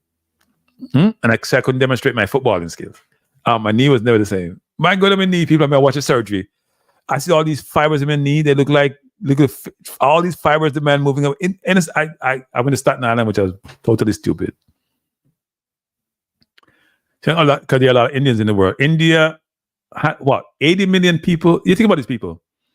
India has 80 million expats, which probably doesn't include descendants of those expats. 80 million. That's more people than Jamaica have 10, 20 times over. If you say Jamaica have 5 million, got about 20 times over. So yeah, they're going to be a lot of Indians are very focused on it. And by the way, people, Indians are focused on education, which black people need to do more. Focus on education. Like it's life and death. Basically life and death. Focus on education. Talk to some friends in India and they're like, my daughter take this exam. We can't talk to her. The exam is brutal because there's so many people and only so many positions. That's why some people have to leave because opportunities are not where they're supposed to be. But anyway, let me say this. What's this? Buenas noches. Hasta luego. Have a wonderful evening. Thanks for being here. Indians and African. Okay. Yeah, well, some Africans, not every African, but some Africans. Yeah, but you're right. A lot of them are focused on education. It's like life and death, which Jamaicans need to do more of, actually. Even though a lot of Jamaicans are focused on it, but not enough, frankly. Doctors killed Hercules Roper from BC last week. Doctors are not my favorite. Yeah, they do make mistakes. It's not that they kill them, they just make mistakes. These are not things we don't think about people. Think about every other profession. Why? Every time you say, I'll quit, I'll close the show down now. Think about every profession, right? You watch a football game and we check the stats. Somebody has 68% passing accuracy. No, let me take a step back. Further from that. You look at the discipline of football. NBA have 450 players in the NBA, right? At any given point in time. You will have the Steph Currys of the world. You'll have the LeBron James of the world. And then you have somebody at the end of the bench. Giannis' brother at the end of the bench, right? Now, think about doctors in the same vein, because that's how society works. You will have the Michael Jordans and the Kobe Bryants and the LeBron James have been doctors. And you're going to have somebody who is the 458th man on the team. But you have no idea which one is good or not good because you have no intelligence and no information to inform you about a person's ability. So you go to the one who's 450 and him cut the wrong vein. Well, the other one can cut the wrong vein too, but it's less likely he's going to do that. That's what I think about doctors. I don't put them on a pedestal. I don't know most of them. I just think they're regular people who are fallible and may make a mistake on me and not prognosticate the right thing, not diagnose the right thing, not predict the right thing. I mean, whatever it is, that's why I love AI. I can put my symptoms into AI. It spits me out an answer. It may spit me 3 or 4 answers, but it's getting information from all these sources that informs what may be wrong with you. That's why I say AI may replace some doctors. Right? No, Drew Ross. I'm saying you don't have to be a doctor to be rich. That's what I'm saying. That's my point, Drew Ross. I'm saying you don't have to be a doctor to be rich. But being a doctor is a good thing. You're respected in society and you make money. You may not get the same respect as a plumber that a doctor gets. In fact, most times you won't. But you ain't gonna be poor either. You could be a poor doctor in some countries, you know. Or in the US, if you're a doctor in a rural area, you may not be rich, but you're doing okay. You're gonna have respect. Right?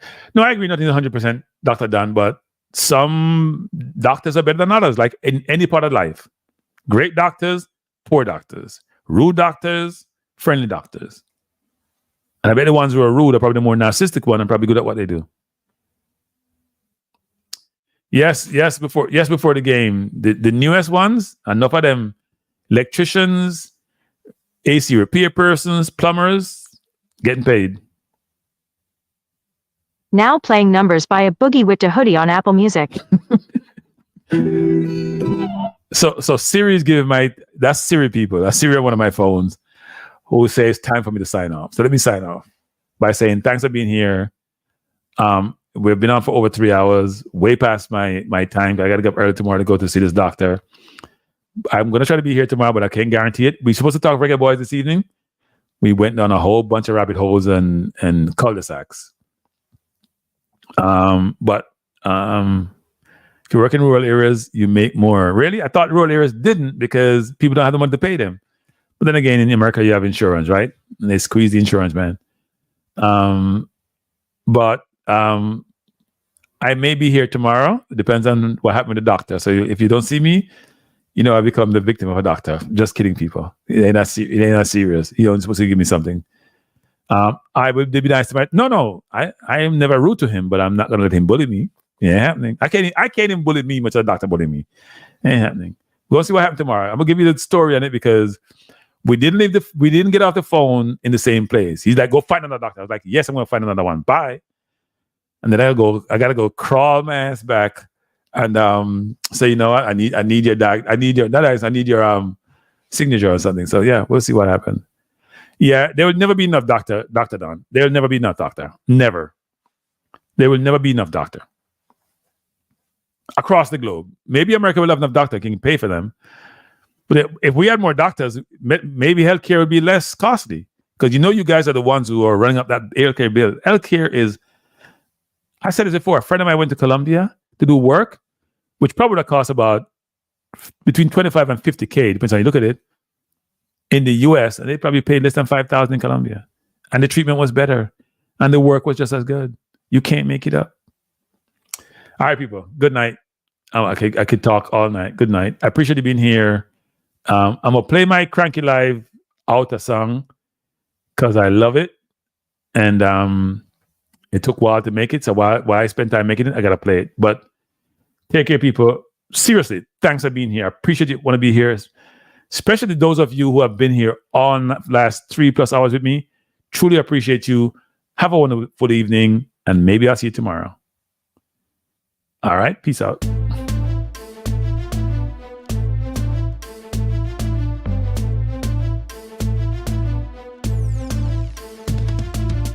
Kranky Life is the best to be now. For the best sports talk, and it's free, yo.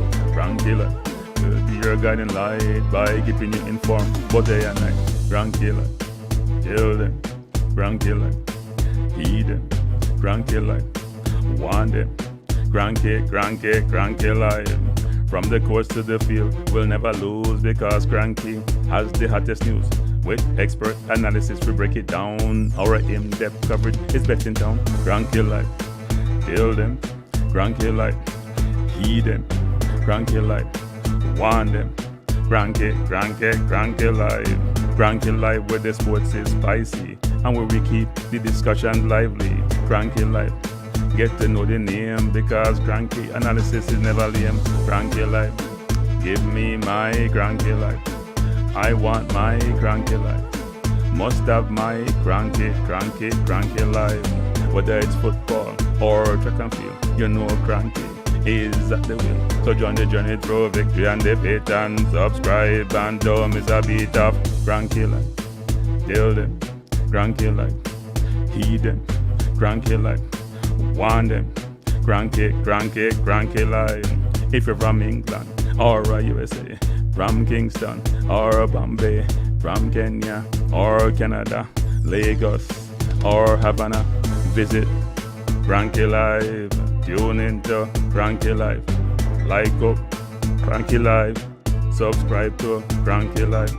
Kranky life coming to you on weekdays. Kranky life sometimes on Sundays. Pull up a chair and take a seat because Kranky will always bring the heat. Kranky life. Me say fi tell them Kranky life. Me say fi heed them Kranky life. On them Kranky life. Kranky life will be around. Kranky life is the best in town. Me say fi heed them. Me say fi want them. Me say fi heed them. Want them, heed them, want them. Kranky life. Kranky life. Heed them. Want them. Heed them. Want them. Kranky life. Kranky life. Heed them. Want them. Heed them. Want them. Heed them. Want them. Kranky life. Kranky life. Kranky. Heed them. Want them. Heed them. Want them. Heed. Want. Heed. Want. Heed them.